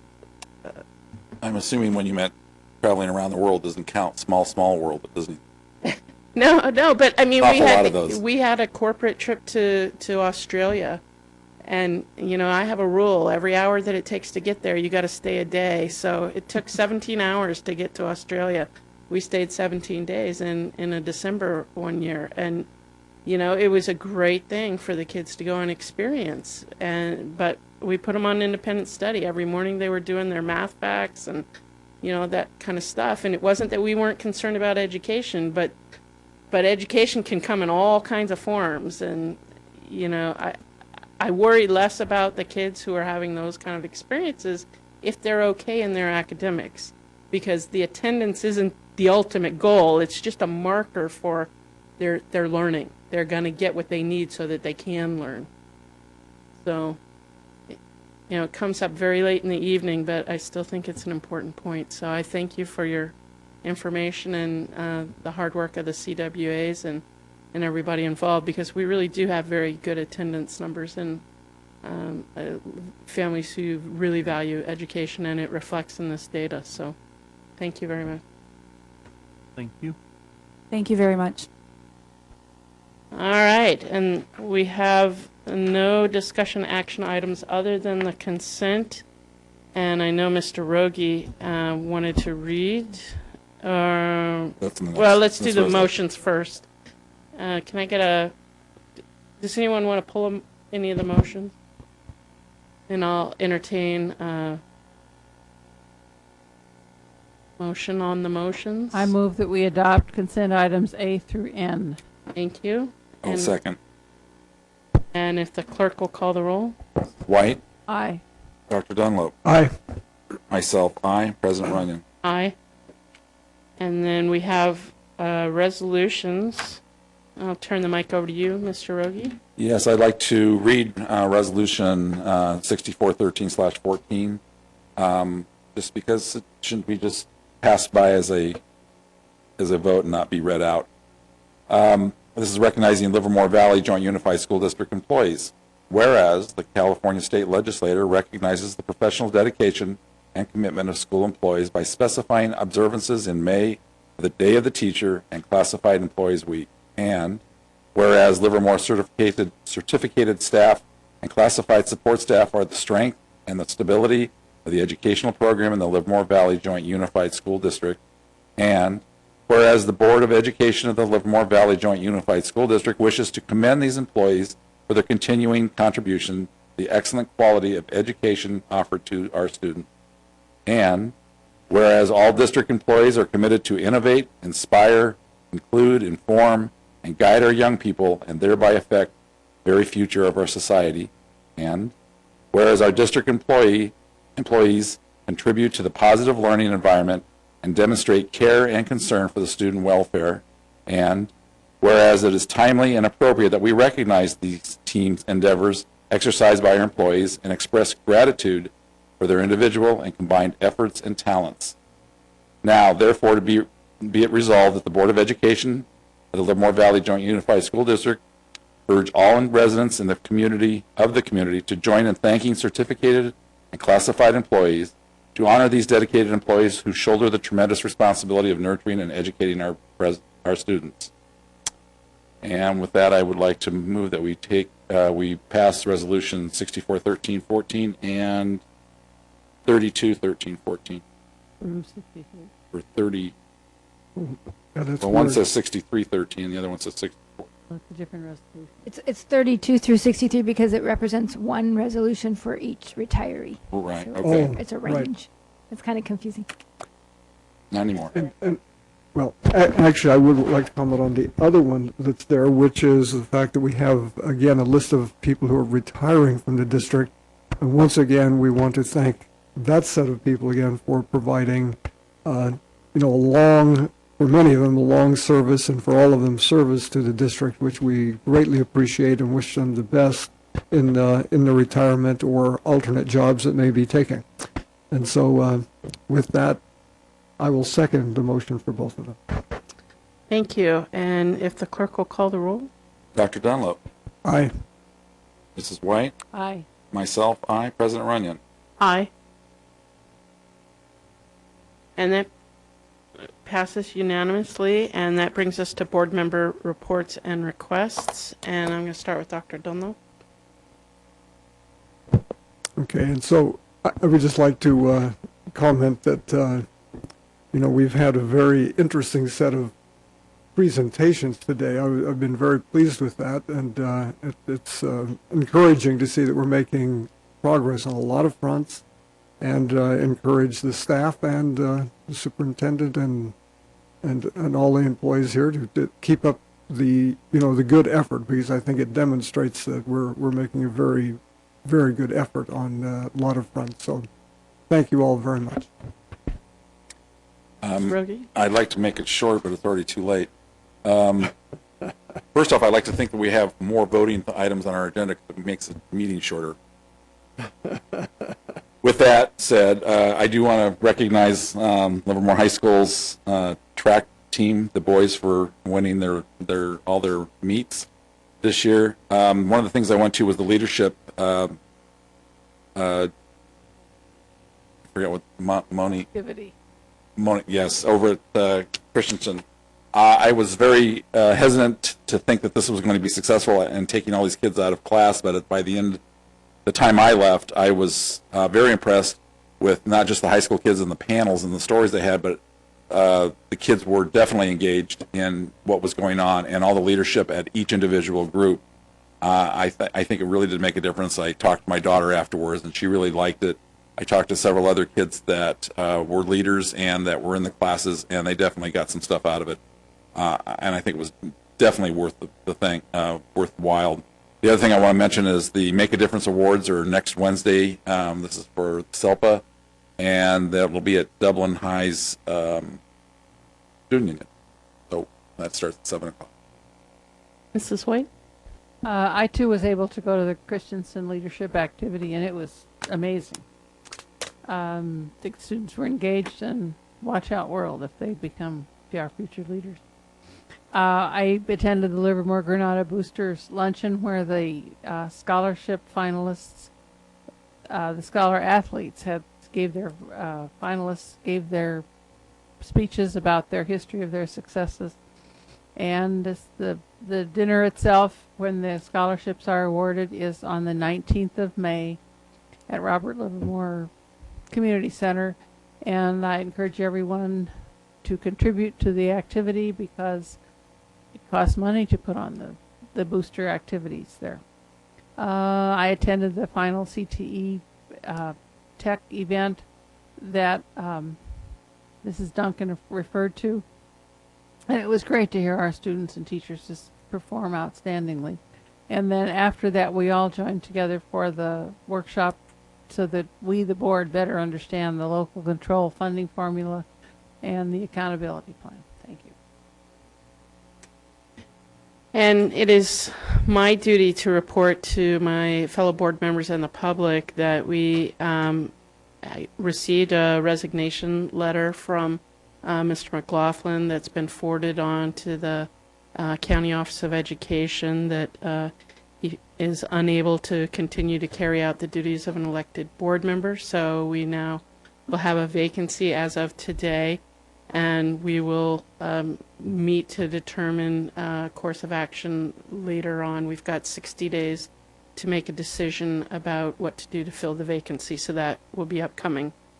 And we do thank Mr. McLaughlin for his service and wish him the best of health.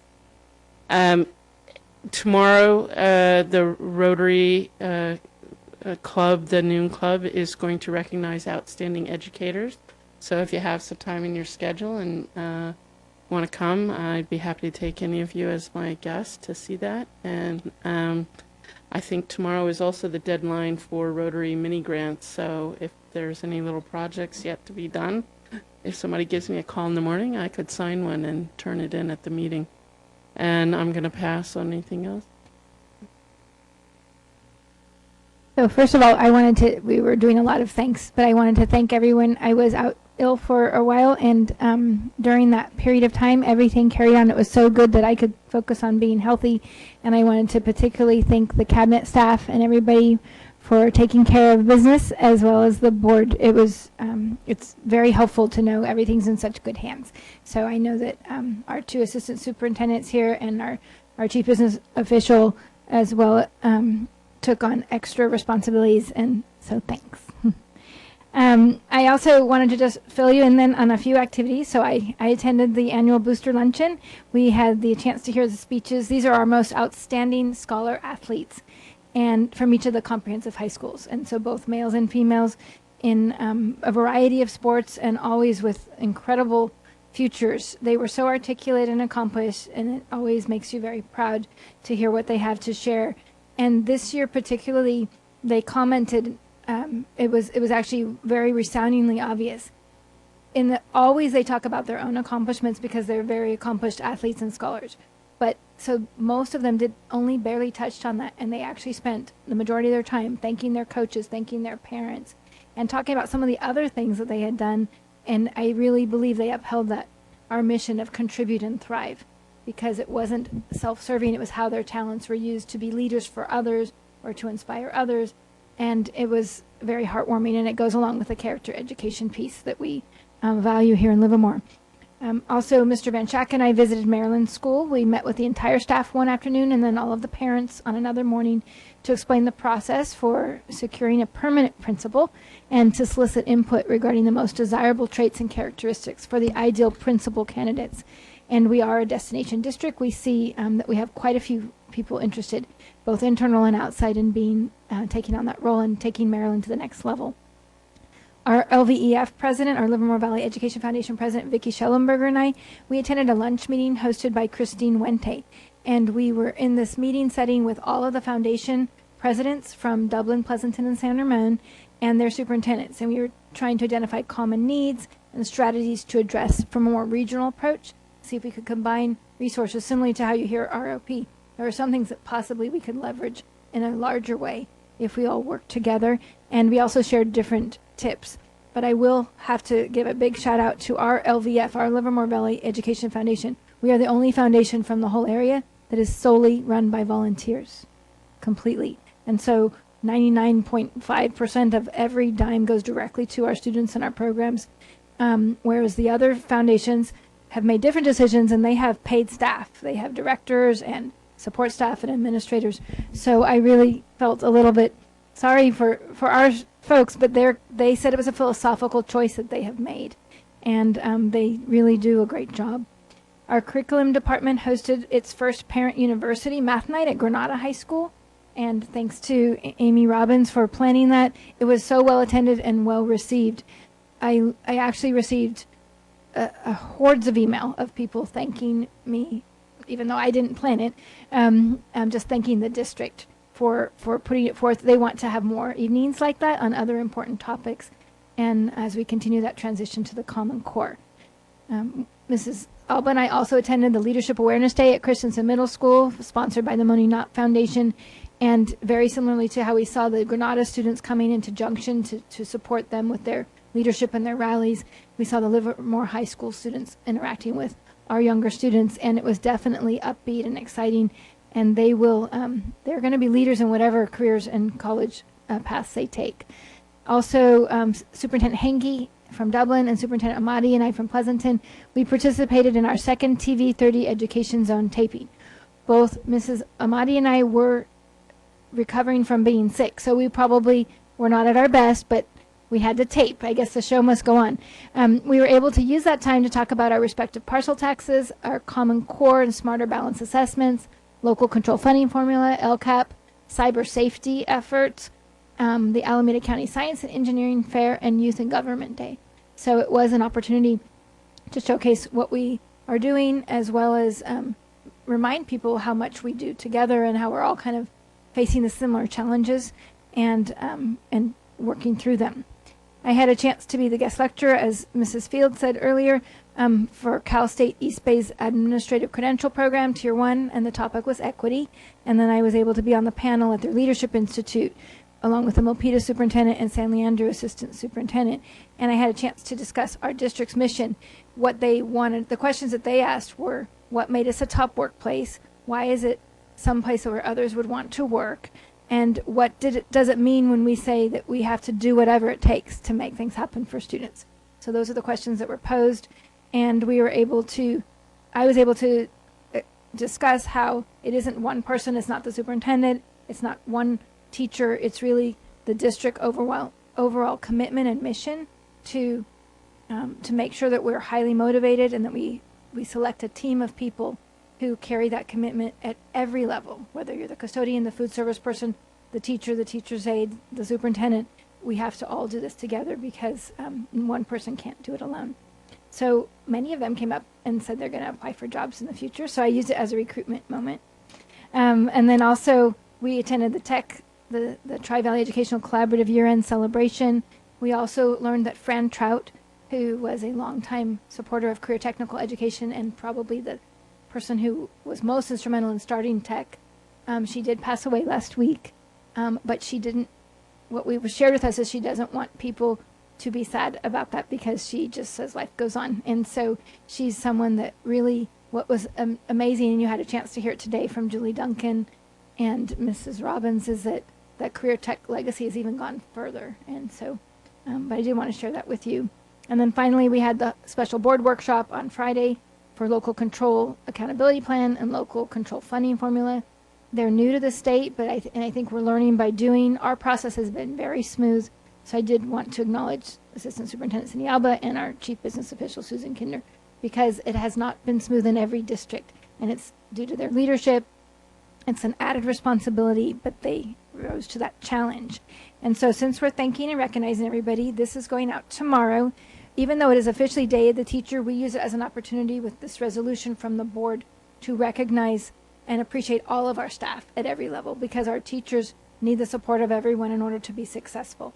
So this card will go out with special apples and biscottis and things that fit for our teachers and the rest of the staff to each site. And the quote is, "Extraordinary people visualize not what is possible or probable, but rather what is impossible. And by visualizing the impossible, they begin to see it as possible. Thank you for your extraordinary effort and commitment to our students. Thanks to you in the Livermore Valley Joint Unified School District, all things good are possible for the students entrusted to us. With deep gratitude and respect from the Livermore Valley Joint Unified School District governance and management teams." And we have your signatures, including Trustee McLaughlin, and we also have our cabinet folks who signed. So this will go out, and it's how we show our appreciation. And I'm really appreciative that everybody stayed so late tonight. Thank you. And with that, we're at 10:23, and